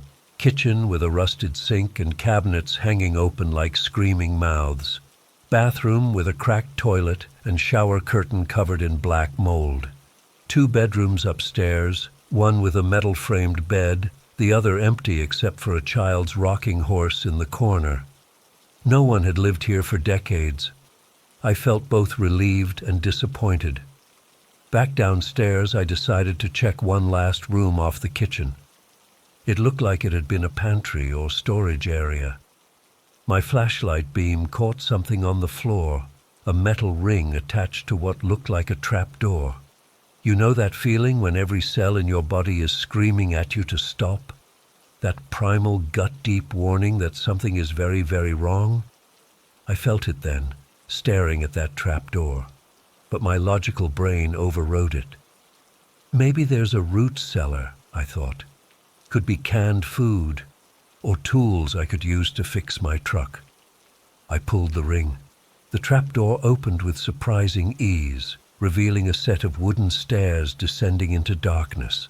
A waft of cold, damp air rushed up, carrying a smell that made my stomach clench, like meat left too long in the sun. I shouldn't have gone down there. Every instinct told me to turn around, to leave this house, to take my chances in the woods. But I didn't listen. The stairs creaked under my weight. The cellar was larger than I expected, with a dirt floor and stone walls. My flashlight beam caught shelves along one wall, old mason jars coated in grime, a workbench with rusted tools, an ancient furnace in one corner, and in the far corner, partially hidden by shadow, a pile. At first, I thought it was garbage or old clothes, but as I moved closer, the beam of my flashlight revealed the truth. Bones, human bones, some yellowed with age, others disturbingly fresher looking, skulls with empty eye sockets staring accusingly, rib cages, femurs, smaller bones I couldn't identify. Some still had scraps of fabric or other things clinging to them. I froze, unable to breathe, unable to think. My mind refused to process what I was seeing. This couldn't be real. This had to be some kind of sick joke or movie prop. That's when I heard it, the soft creak of a floorboard above me. Then another. Footsteps moving across the floor of the house I'd thought was empty. The trap door was still open, a rectangle of deeper darkness against the black of the cellar. I killed my flashlight immediately, plunging myself into a darkness so complete it felt like blindness. The footsteps stopped directly above the trap door. I backed away slowly, trying desperately not to make a sound. My back hit the cold stone wall, and I pressed myself against it, willing myself to disappear. A new sound reached me, something heavy being dragged across the floor above. Then a shape blocked the rectangle of the trapdoor. Someone was coming down. I couldn't see them, just a vague, human-shaped darkness against slightly less darkness. Heavy footsteps on the wooden stairs, each creak sending a jolt of terror through me. They reached the bottom. I heard breathing, wet, rasping breaths that reminded me of my grandfather in his final days with emphysema. A smell reached me, unwashed body, something metallic like blood, something worse I couldn't identify. I heard movement. They were coming further into the cellar. I considered making a break for the stairs, but feared I wouldn't make it. Instead, I slid along the wall, hoping to circle around to the exit. My foot hit something, a bone, a tool, I don't know, sending it skittering across the dirt floor. The breathing stopped. Then I heard a sound that will haunt me until I die. A low, guttural growl that was somehow both animal and human. I flicked on my flashlight, pointed it directly at the sound. What I saw, God help me. It looked like a man, but wrong in every way. Massive, at least 6.5 feet tall and broad as a doorway. Leathery skin stretched tight over jutting bones, patchy with scars and sores. Matted hair hanging in clumps, clothes that might have once been overalls and a flannel shirt, now little more than filthy rags. But his face is what wakes me up screaming. Eyes like empty black pits. No whites, no irises, just absence. A mouth too wide, filled with jagged broken teeth. No lips, no expression except hunger. In one massive hand, he held a railroad spike, its point gleaming dully in my flashlight beam. He lunged at me with a speed that something that size shouldn't possess. I dodged, but not fast enough. His free hand caught my throat, fingers like steel cables crushing my windpipe, the railroad spike raised, ready to come down into my skull. I thrashed, kicking, hitting. My flashlight fell, rolling across the floor, casting wild shadows that made the monster's face even more horrific. My hand hit something on the workbench, a pry bar, I realized. Without thinking, I grabbed it and swung with every ounce of strength I had left. The bar connected with the side of his head with a sickening crack. His grip loosened. I swung again and again and again. Each impact sent shock waves up my arm. I felt warm wetness splatter my face. He collapsed, making a sound like air escaping a punctured tire. I didn't stop swinging until he stopped moving. I stood there gasping, the pry bar dripping in my trembling hand. I grabbed my flashlight and ran for the stairs, taking them two at a time. I burst through the trap door, ready to run straight out of the house. That's when I saw them through the broken front windows. More of them, 6 or 7 figures moving across the overgrown yard toward the house. The same wrong proportions, the same shuffling gait. Each carrying something, axes, hammers, what looked like a machete catching the moonlight. They'd heard the commotion. They were coming for me. One looked up, straight at me through the window. Even from 30 feet away, I could see those same black, empty eyes. His mouth split into what might have been a grin, revealing the same jagged teeth. I was trapped. I ran to the back of the house looking for another exit. The kitchen had a back door, but 2 more of them were approaching from that direction. Upstairs, I needed height, maybe a window I could jump from. I took the stairs 3 at a time, the rotting wood groaning beneath me. Behind me, I heard the front door crash open, those heavy footsteps entering the house. I ran to the bedroom with the metal bed frame. The window looked out over a sloped section of roof. Below that, a drop of maybe 10 feet to the ground. Risky, but better than what awaited me in the house. I could hear them coming up the stairs, those wet, rasping breaths getting closer. I tried to open the window, but years of paint and grime had sealed it shut. In desperation, I picked up a piece of the broken bed frame and smashed it through the glass. The crash brought an immediate reaction, guttural howls from below and the sound of running feet on the stairs. I cleared the remaining glass as best I could and squeezed through the opening onto the roof. The old shingles were slick with moss and rot. I slid more than crawled to the edge, looking for the best place to jump. Behind me, one of them thrust his massive arm through the broken window, grasping blindly. I lowered myself as far as I could and let go, hitting the ground hard. Pain shot through my ankle, but adrenaline kept me moving. I ran into the woods, away from the house, away from the road. Pure animal instinct driving me forward.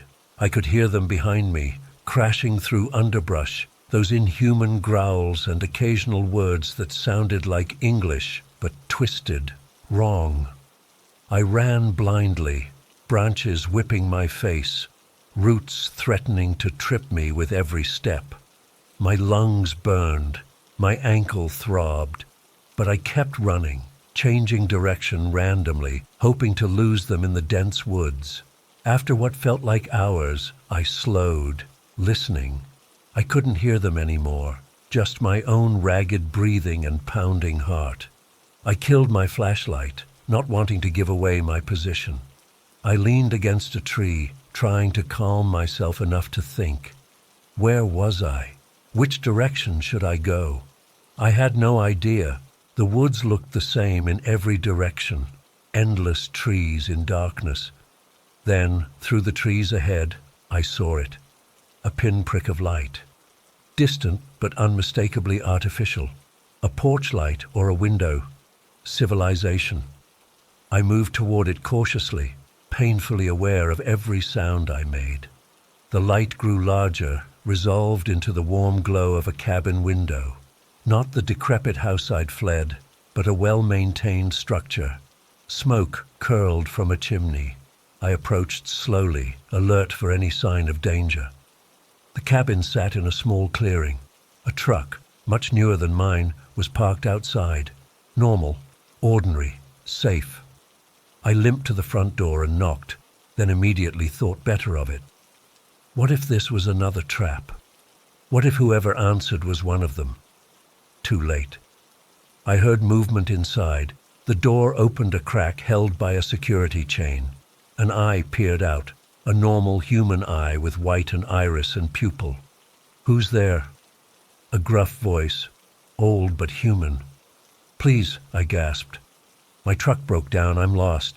There are people chasing me." The eye narrowed, studying me. Then the door closed. I heard the chain sliding, and the door reopened fully. An old man stood there, maybe 70, with a white beard and flannel shirt, and a shotgun pointed at my chest. "You from around here?" he demanded. "No, Indiana. Please, there are people in the woods. They tried to kill me." His expression changed from suspicion to something like grim recognition. Without lowering the shotgun, he stepped back. "Get in! Quick!" I stumbled inside. He closed the door, throwing 3 separate deadbolts. "Sit!" He gestured to a wooden chair. The cabin was small but cozy. Wood stove, simple furniture, walls lined with books and hunting trophies. I collapsed into the chair. Now that I'd stopped moving, every muscle trembled with exhaustion and fear. "Where'd you see them?" he asked, moving to the windows, checking that the curtains were tightly drawn. "There's a house about 2 miles that way," I pointed vaguely. "Old, abandoned. There was a cellar with bones. One of them attacked me. I think I killed him, but there were more outside." The old man's face grew grimmer with each word. "They'll be coming," he said simply. He moved to a cabinet, pulled out boxes of shotgun shells, started loading his pockets. "What are they?" I asked, my voice cracking. He glanced at me, seeming to weigh how much to say. "Folks around here call them the hill people. Been in these woods long as anyone can remember. Keep to themselves mostly, unless someone wanders too deep.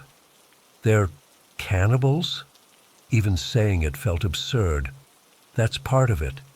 He checked another window. "But there's something else wrong with them. Something in the blood. Gets worse with each generation." A sound outside made us both freeze. A branch snapping, too heavy to be an animal. "They're here," he whispered. "Listen to me. We fight. We hold out till dawn. They don't like the daylight. Eyes can't handle it. If we make it till sunrise, we got a chance." "Shouldn't we call for help?" I asked, panic rising again. He gave a humorless laugh. "No phone out here. Nearest neighbor's 5 miles. Police take an hour on a good day." He handed me a revolver from a drawer. "You know how to use this?" I nodded. My grandfather had taught me to shoot when I was 12. "Don't waste bullets. Make each one count. Headshots only. They don't go down easy." We took positions. Him by the front window, me at the back. We killed all the lights, except a single lantern turned low. The darkness outside seemed absolute. The minutes crawled by. Occasionally I'd catch glimpses of movement at the edge of the clearing, shadows moving between trees. Once, a face appeared briefly in the moonlight, those same hollow eyes staring toward the cabin with predatory intensity. "Why don't they just attack?" I whispered. "They're patient," the old man replied. "They know we're armed. They'll wait, look for weakness." Around midnight, they made their first move. 2 of them rushed the front door, while another tried the back window. The old man fired twice in rapid succession. I heard horrible screams from outside. I saw massive fingers trying to pry open the back window. I aimed and fired. The fingers disappeared, followed by a howl of pain. They fell back, regrouped.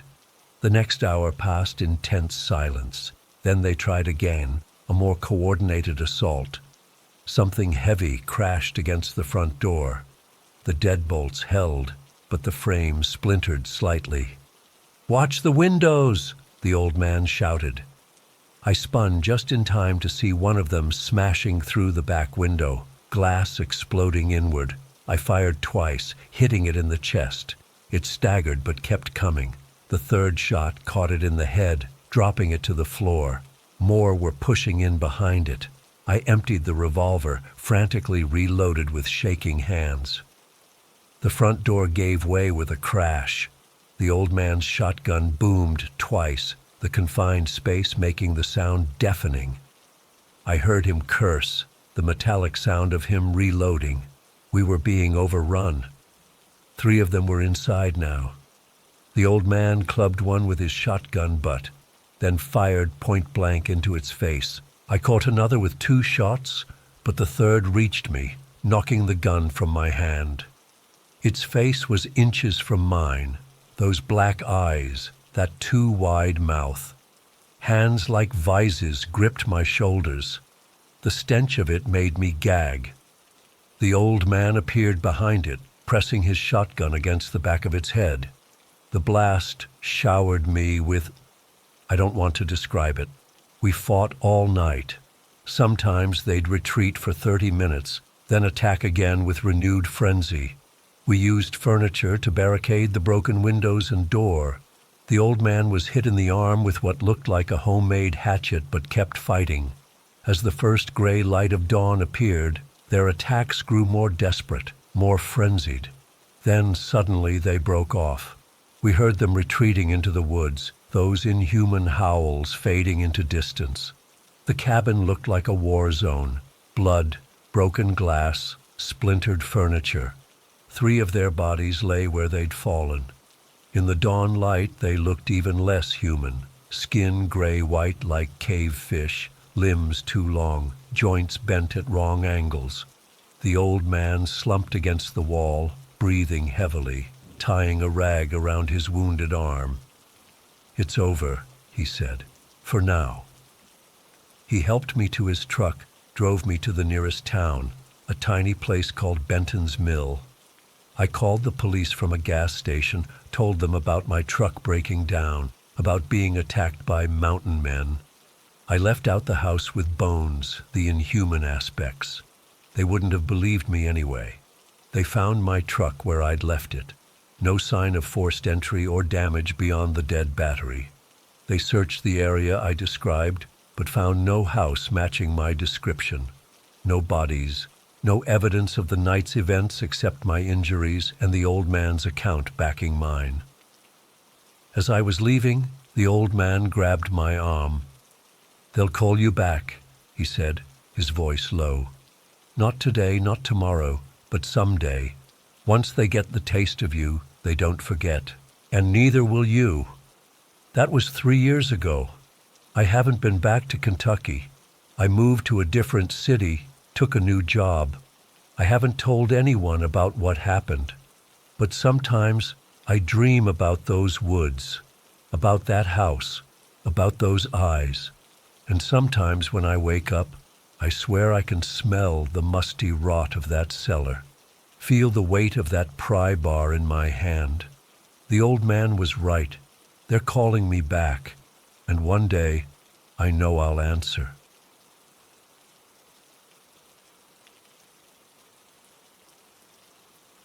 I still patrol the woods around this town, even though I'm no longer the sheriff. No badge, no gun, no official duties. Just a broken man with a flashlight and too much knowledge. It's been 20 years since that night in 2003, but I remember every detail like it just happened.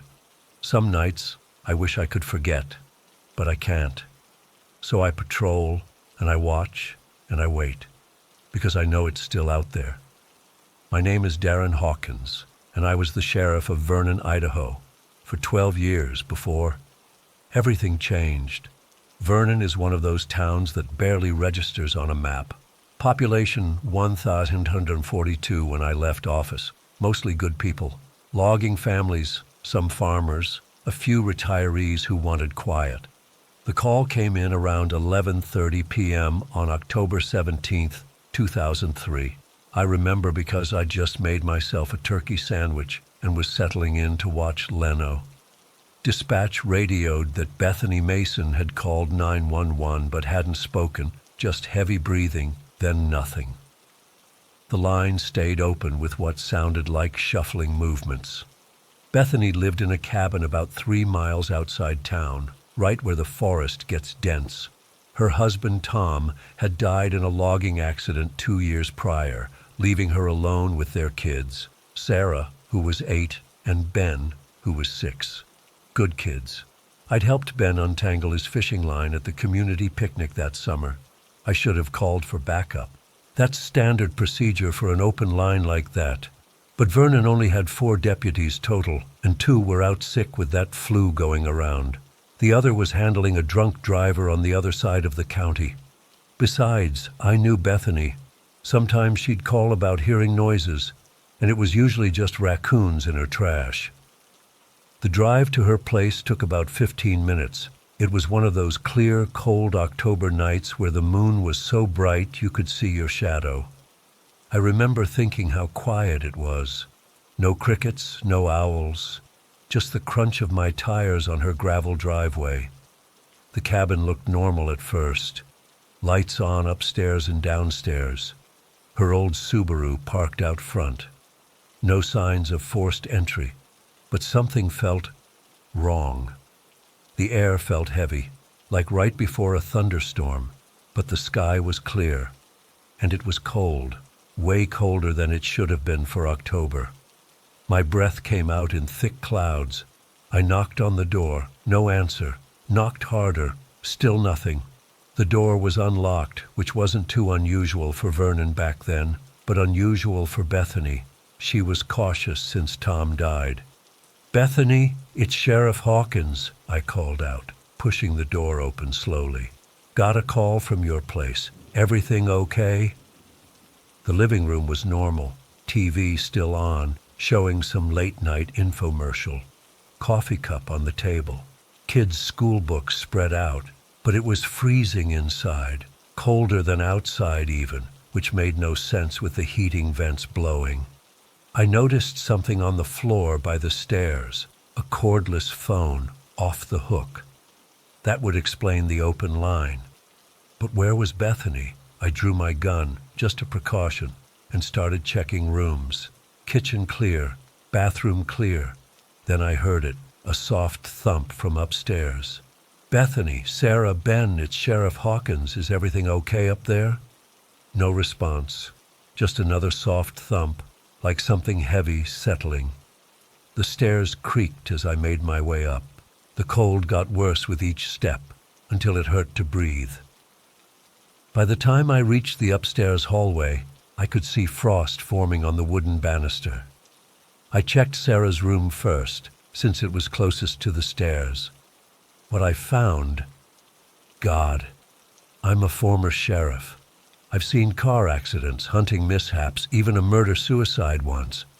But nothing prepared me for what was in that little girl's bedroom. Sarah was in her bed, under her Disney princess covers, or what was left of her. Her body was desiccated, like she'd been mummified, but there was no sign of decay, just this dried-out husk that used to be a little girl. Her eyes were open, her mouth frozen in a silent scream. The sheets around her were dry. No blood, no fluids of any kind. I had to step out into the hallway. My training kicked in enough that I didn't contaminate the scene, but I threw up in the hallway trash can. There was no question she was dead, and not recently. Ben's room was next. I prayed somehow he'd be okay, that whatever happened to Sarah hadn't happened to him. But it had. Same thing. This dried-out husk of a 6-year-old boy in dinosaur pajamas, eyes open in terror. I radioed for backup immediately, trying to keep my voice steady. Dispatch confirmed they'd send the available deputies and contact the state police. Then I heard movement from the master bedroom at the end of the hall. "Bethany?" I called out, gun raised. I pushed the partially open door with my foot, and there she was, standing perfectly still in the center of the room, facing the window. She was in a nightgown, barefoot on the freezing floor, but she wasn't shivering. "Bethany, it's Darren. I need you to come with me, okay? We need to get out of here." She didn't respond, didn't move, didn't even seem to be breathing. I approached slowly, keeping my gun ready. When I reached her, I touched her shoulder gently. Her skin was ice cold, but she wasn't dead. She slowly turned her head, just her head, body still facing the window, and looked at me. Her eyes were wrong, completely vacant, like there was nothing behind them. No recognition, no fear, nothing. "The children are sleeping," she whispered in a voice that didn't sound like hers, flat, toneless. "They're sleeping with it now." "With what, Bethany? What happened here?" She didn't answer, just kept staring at me with those empty eyes. That's when I felt it, a shift in the air behind me, a presence. The temperature, already freezing, plummeted. My breath came out in thick white clouds. I turned, gun raised, and saw it. Standing in the doorway was, I don't have words that properly describe it. It was shaped like a human, but wrong. Too tall, at least 7 feet. Limbs too long, too thin. Its skin was gray, like old leather left in the sun. But its face? There was no face, just smooth, featureless gray where features should be. I fired. 3 shots, center mass. The bullets hit. I heard them impact. But the thing didn't react, didn't bleed, didn't flinch. The bullet holes just closed up, like water settling. It moved toward me with a jerky, unnatural gait, not walking so much as shifting forward. No footsteps, no sound at all. I backed up, positioning myself between it and Bethany. "Stay back," I shouted, firing again. Same result. My back hit the window. Nowhere left to go. The thing reached for me with fingers that were too long, too thin. When they touched my arm, it felt like being burned with ice.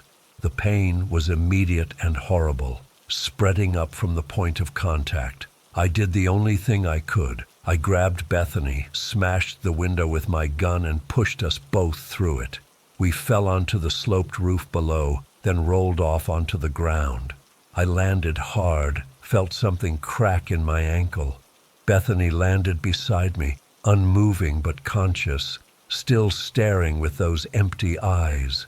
I pulled her to her feet. "Run!" I yelled, dragging her toward my patrol car. She moved like a sleepwalker, slow and uncoordinated.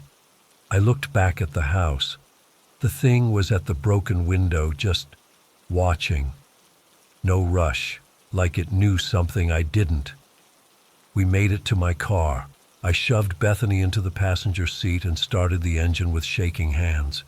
As I threw the car into reverse, I saw Bethany's door open. She stepped out, moving deliberately now. "Bethany!" I screamed. "Get back in!" She ignored me, walking toward the tree line with steady steps. I got out, ran after her despite the pain shooting through my ankle. But when I reached the edge of the forest, she was gone. Just gone. And standing where she had been was that thing, waiting. I scrambled back to my car, drove until I couldn't see the cabin anymore, and radioed in. Reported finding 2 dead children. Officer in need of assistance, suspect on foot, possible kidnapping in progress. I didn't mention the thing, couldn't bring myself to describe it. Who would believe me? When backup arrived, 2 state troopers and my deputy, we searched the woods for hours. No sign of Bethany, no footprints, nothing. Back at the cabin, forensics documented the children's bodies. The coroner couldn't determine cause of death. Like they were freeze-dried from the inside out, he said. No trauma, no toxins, no explanation. I filed the official report listing Bethany and her children as missing. I know how that sounds, but the alternative was telling the truth, that I'd seen the children's corpses, that something impossible had taken Bethany, that bullets didn't stop it. That would have ended my career right there. Instead, it ended 3 months later when the county commissioner requested I take administrative leave. I'd been obsessed, they said, patrolling the woods every night, posting deputies at the cabin 24/7, sleeping in my car near the Mason property. They called it PTSD, said I needed help. Maybe they were right, but the thing was still out there. I knew it. And on the nights I managed to sleep, I dreamed of Bethany's empty eyes. The town tried to move on. The Mason case went cold. People whispered, of course. Stories spread among the kids about the Vernon boogeyman who took the Mason family. Teenagers would dare each other to spend the night near the cabin. I still had my key to the evidence locker, still had my service weapon. On October 17, 2004, 1 year exactly after that night, I went back to the cabin, alone. It waited for me, standing at the tree line, exactly where Bethany had disappeared, watching me with its non-face. I fired until my gun was empty, useless. It moved toward me with that same jerky, gliding motion. I ran, not toward my car this time, toward the trees. If it wanted me, fine. But maybe I could find where it took Bethany. Maybe I could find answers. The forest changed as I ran deeper. The trees became wrong, twisted versions of themselves. The ground beneath my feet shifted, sometimes solid, sometimes like running through water. The sky darkened to a color I can't describe. Not black, not purple, something else. I ran until my lungs burned, until the forest became something unrecognizable. And then I saw them. Dozens of people standing motionless between the twisted trees. Men, women, children, all with the same empty eyes as Bethany. Some I recognized from missing persons reports over the years. Some I'd never seen before. And among them were Bethany, Sarah, and Ben. The children somehow alive again, but wrong. Moving in ways human bodies shouldn't move, watching me with those empty eyes. The thing appeared beside me, those ice-burning fingers on my shoulder. Pain shot through me, and the world folded. Reality bent. I experienced things I can't explain. Time moving backward and forward simultaneously. Gravity pulling in all directions, my body both solid and liquid. I lived 1,000 lives in what felt like minutes. I died 1,000 deaths. I saw Vernon through the creature's eyes, a feeding ground it had used for centuries. When I came back to myself, I was lying in the real forest, at the base of a tree, covered in frost, despite it being spring. 6 months had passed. 6 months I have no memory of, except for fragments of nightmares. They found me babbling, dehydrated, 40 pounds lighter. The doctors diagnosed extreme hypothermia, delirium, psychotic break. They committed me to the state psychiatric hospital. I spent 2 years there, heavily medicated, trying to convince them I wasn't crazy. Eventually, I learned to lie, to say I'd had a breakdown, that I imagined it all, that the pressure of an unsolved case had broken me. They released me, but I never got my badge back, never got my life back. So I patrol the woods. Every night, especially in October, especially on the 17th.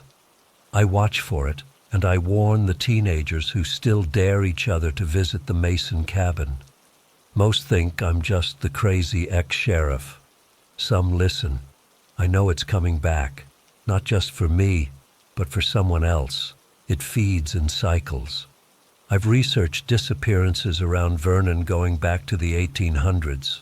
Every few years, someone vanishes near those woods, usually in October. The thing exists in the shadows between worlds. It harvests us, and I'm the only one who knows. So I patrol, and I watch, and I wait, because I've seen what's on the other side of reality, and it's coming for all of us, one by one. If you're reading this and you live near Vernon, stay out of the woods. If you feel the air get suddenly cold on a warm night, run. And if you ever see a tall figure with no face watching you from a distance, don't blink, don't look away, just run. Because I didn't imagine it. I didn't have a breakdown. It's real. It's waiting. And sometimes on the coldest nights, I still see Bethany at the edge of the forest, watching me with those empty eyes, beckoning me to join them all. I still can't shake what happened last week at Blackwood National Forest. I've been a ranger there for almost 8 years, and I've seen some weird stuff. Bears getting too close to campsites, lost hikers hallucinating from dehydration, even a mountain lion that stalked our station for 3 days straight during a particularly harsh winter. But nothing, absolutely nothing, prepared me for what we encountered in those woods. The disappearances started about 2 months ago. First, it was a solo hiker, Thomas Myers, who never checked back in at the ranger station. We figured he might have just wandered off trail and would eventually find his way back. It happens all the time. But then a couple vanished a week later, the Hendersons. They were experienced hikers who'd been coming to Blackwood for years. The search parties found nothing. No backpacks, no torn clothing, not even footprints beyond a certain point. By the fourth disappearance, we were all on edge. My partner Jake and I had been putting in extra hours, patrolling deeper into the forest than usual. Jake had this theory that maybe there was a hidden cave system where people were falling in, or maybe even some psycho living off the grid who was targeting hikers. I just wanted answers. Last Friday, we decided to focus our search on the northeastern quadrant, where most of the hikers had last been seen. It was unusually cold for September, and the forest felt different somehow. The birds weren't singing as much. Even the insects seemed quieter. "This whole situation gives me the creeps," Jake said as we hiked through a particularly dense section of pine trees. He was trying to sound casual, but I could hear the tension in his voice. Jake had been a ranger even longer than me, 15 years, and I'd never seen him so unsettled. We were about 6 miles from the main trail when we ran into him, an elderly Native American man sitting on a fallen log. He wasn't dressed like a hiker. He wore a simple jacket and jeans, but had some kind of leather pouch hanging from his neck. I figured he might be from the Algonquin Reservation about 30 miles north of the park. "You shouldn't be here," he said without even looking up at us. "Not now. Not when it walks again." Jake exchanged a look with me before addressing the man. "Sir, are you aware there have been several disappearances in this area? Have you seen anything unusual?" The old man finally looked up at us. His eyes were dark and serious, and when he spoke, I felt a chill run down my spine that had nothing to do with the temperature. "The Wendigo has awakened," he said simply.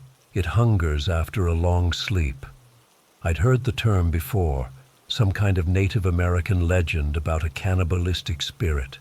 The man must have seen the recognition in my face. "You know of what I speak," he said, nodding slowly, "but you don't believe. Nobody believes until they see it for themselves." He explained that the Wendigo was an ancient evil that possessed humans, transforming them into monsters with an insatiable hunger for human flesh. According to him, the more they eat, the hungrier they get. They're never satisfied. "It begins as a person," he continued. Then it changes, becomes something else, tall as the pines, cold as winter, always hungry. I was about to politely thank him and move on. We deal with all kinds of colorful characters in this job. When our radios crackled to life. A woman's scream echoed through the static, distant but unmistakable. We took off running toward the sound, leaving the old man behind.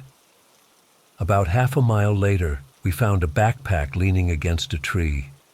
A water bottle was still open beside it, as if someone had just been taking a drink when something happened.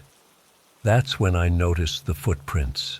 They started as normal human boot prints, walking normally through a muddy patch.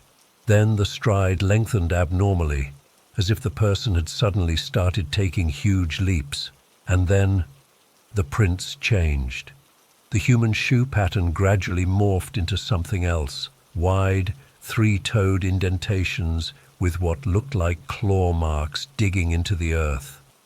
Whatever made those tracks was heavy. The impressions were deep in the mud. Jake looked pale. What the hell kind of animal makes tracks like that? We radioed in what we'd found and coordinates for the backpack. Within an hour, a search party was formed. 4 other rangers joined us, and we spread out in a standard search pattern. But as the day wore on, the only evidence we found was more of those strange tracks, and they seemed to be leading deeper into the forest, toward the old mining area that had been closed for decades. By late afternoon, the search was called off until morning, but I couldn't sleep that night. I kept thinking about what the old man had said and about those tracks.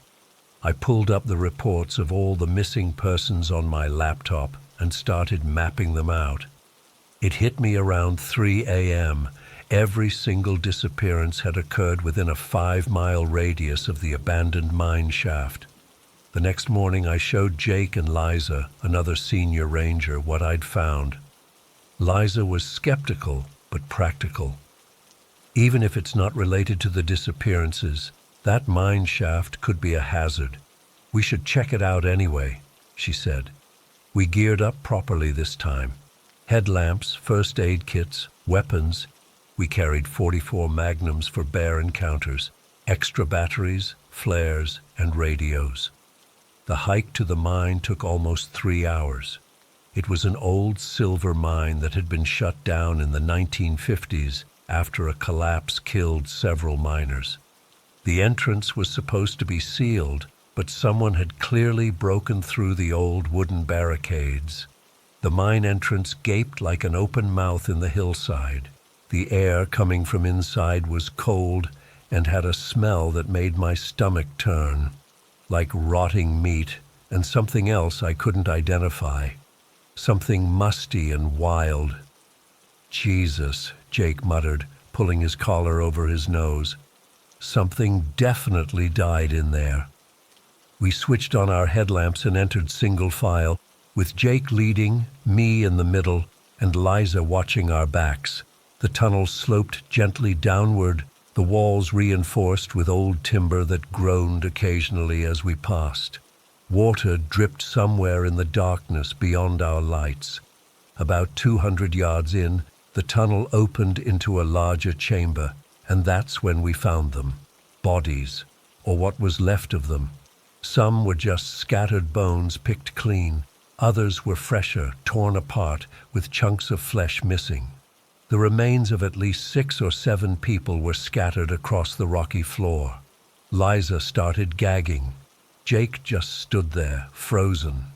I was scanning the chamber with my light when I heard it, a soft whimpering coming from behind a pile of rocks in the corner. I approached slowly, my hand on my gun, and found her. A woman, maybe in her late 20s, curled up and trembling. She was alive, but in bad shape, dehydrated, dirty, and with deep lacerations on her legs and arms. "Help me," she whispered when my light hit her face. "Please, it'll come back." We moved quickly after that. Jake radioed for emergency services to meet us at the trailhead while I gave the woman, Sarah was her name, some water and wrapped her in my jacket. Liza kept watch at the chamber entrance. As Jake helped Sarah to her feet, I asked her what happened. "I was hiking," she said, her voice barely audible. "It came out of nowhere, not man, not animal, so tall, so hungry." She started crying. "It ate them. It ate the others while they screamed. We needed to get her out of there fast." We started back toward the entrance, with Jake supporting Sarah and Liza and me flanking them, lights and weapons ready. We were about halfway to the entrance when the temperature dropped suddenly. I could see my breath clouding in front of me. Then we heard it, a low, rattling moan that echoed through the tunnel. Sarah started shaking violently. "It's coming," she whispered. "Oh God, it's coming." Something was blocking the path ahead. At first, in the dim light, it looked like a man, tall but human-sized. Then it moved forward into the beam of our headlamps, and I felt my heart nearly stop. The thing was at least 8 feet tall, hunched over to fit in the tunnel. Its skin was a sickly gray-green, stretched so tight over its frame that I could see the outline of every bone. Its fingers extended into curved, yellowed claws nearly 6 inches long. But its face, that's what still haunts me. Gaunt, with the skin pulled back in a permanent grimace, exposing blackened gums and teeth that had been filed to points. And its eyes, they glowed a pale, hungry yellow in the darkness. It smelled like death and winter and something ancient. When it opened its mouth, I saw that its tongue was black and forked. Jake yelled something and pushed Sarah toward me before firing his weapon. The gunshots were deafening in the enclosed space. I saw the bullets hit the creature, punching holes in its emaciated chest, but it didn't fall. It didn't even flinch. It just smiled wider. In a blur of movement, it lunged forward and grabbed Jake. I'll never forget the sound of his scream as it lifted him off the ground. The creature bit into his shoulder, tearing away a chunk of flesh and swallowing it without even chewing. Blood sprayed across the tunnel wall. Liza was firing now too, emptying her gun into the monster as it dropped Jake's twitching body and turned toward her. It moved so fast. One moment it was bending over Jake. The next, it had Liza pinned against the wall, its claws sinking into her chest. She didn't even have time to scream. I was frozen, holding Sarah as she sobbed against me. The flare gun. I had a flare gun on my belt. With shaking hands, I pulled it out and fired directly at the creature as it turned its attention to us. The flare hit it square in the chest, igniting its dry skin. The thing screeched, a high, piercing sound that made my ears ring, and thrashed wildly as flames spread across its body. For a moment I thought we had a chance, but then, before my eyes, its burned flesh began to regenerate. The charred skin sloughed off, replaced by new gray-green tissue that stretched over its frame. It wasn't dying, it was healing. It started toward us again, slower now, but still coming. Sarah and I backed up, but there was nowhere to go except deeper into the mine. "You cannot kill what is already dead," it said in a voice like dry leaves rustling. "I am hunger. I am the winter without end." I raised my gun, knowing it was useless, but unwilling to die without a fight. That's when I heard chanting from behind us. The old man from the forest was standing at the chamber entrance, holding what looked like burning bundles of herbs. Sage and sweetgrass, I realized. The smell cut through the stench of the mine. The Wendigo hesitated, its glowing eyes fixed on the old man. He continued chanting, moving forward with his burning herbs held high. The creature hissed and backed away slightly. "Go!" the old man shouted at us without breaking his rhythm. "While it fears the sacred fire." I didn't need to be told twice. Supporting Sarah, I moved past the old man toward the exit. The Wendigo lunged at us, but the old man threw one of his burning bundles, hitting it in the face. It shrieked and recoiled. We made it to the entrance, stumbling out into the late afternoon sunlight. Behind us, the chanting grew louder, more urgent. The mine entrance glowed briefly with an intense light, and a wail like nothing I've ever heard. Part human, part animal, all agony, echoed from within. Then silence. The old man emerged a few minutes later, looking exhausted but calm. "It is banished," he said simply. "For now." We got Sarah to the hospital. She had multiple lacerations and was severely traumatized, but physically, she'll recover. I reported what happened, telling the authorities we'd found a crazed man living in the mine who'd attacked us. I mentioned nothing about the Wendigo. They wouldn't have believed me anyway. Jake and Liza's bodies were recovered the next day. The official report says they were killed by a bear that had made its den in the mine. The authorities found animal hair and large claw marks consistent with ursine activity. They didn't mention that no bear has 3 toes or claws that can slice through a Kevlar vest. The old man disappeared. I went to the reservation to thank him, but no one seemed to know who I was talking about. One elder just nodded knowingly when I described him and said, "He comes when the Wendigo walks, he goes when it sleeps." I've requested a transfer to another park. I can't go back into those woods knowing what's out there. The nightmares are bad enough. That gaunt face, those hungry eyes, the sound of Jake's final scream. I know what I saw. I know what's out there in the dark places of the world. And I know that the old man said it was banished for now, which means someday the Wendigo will walk again.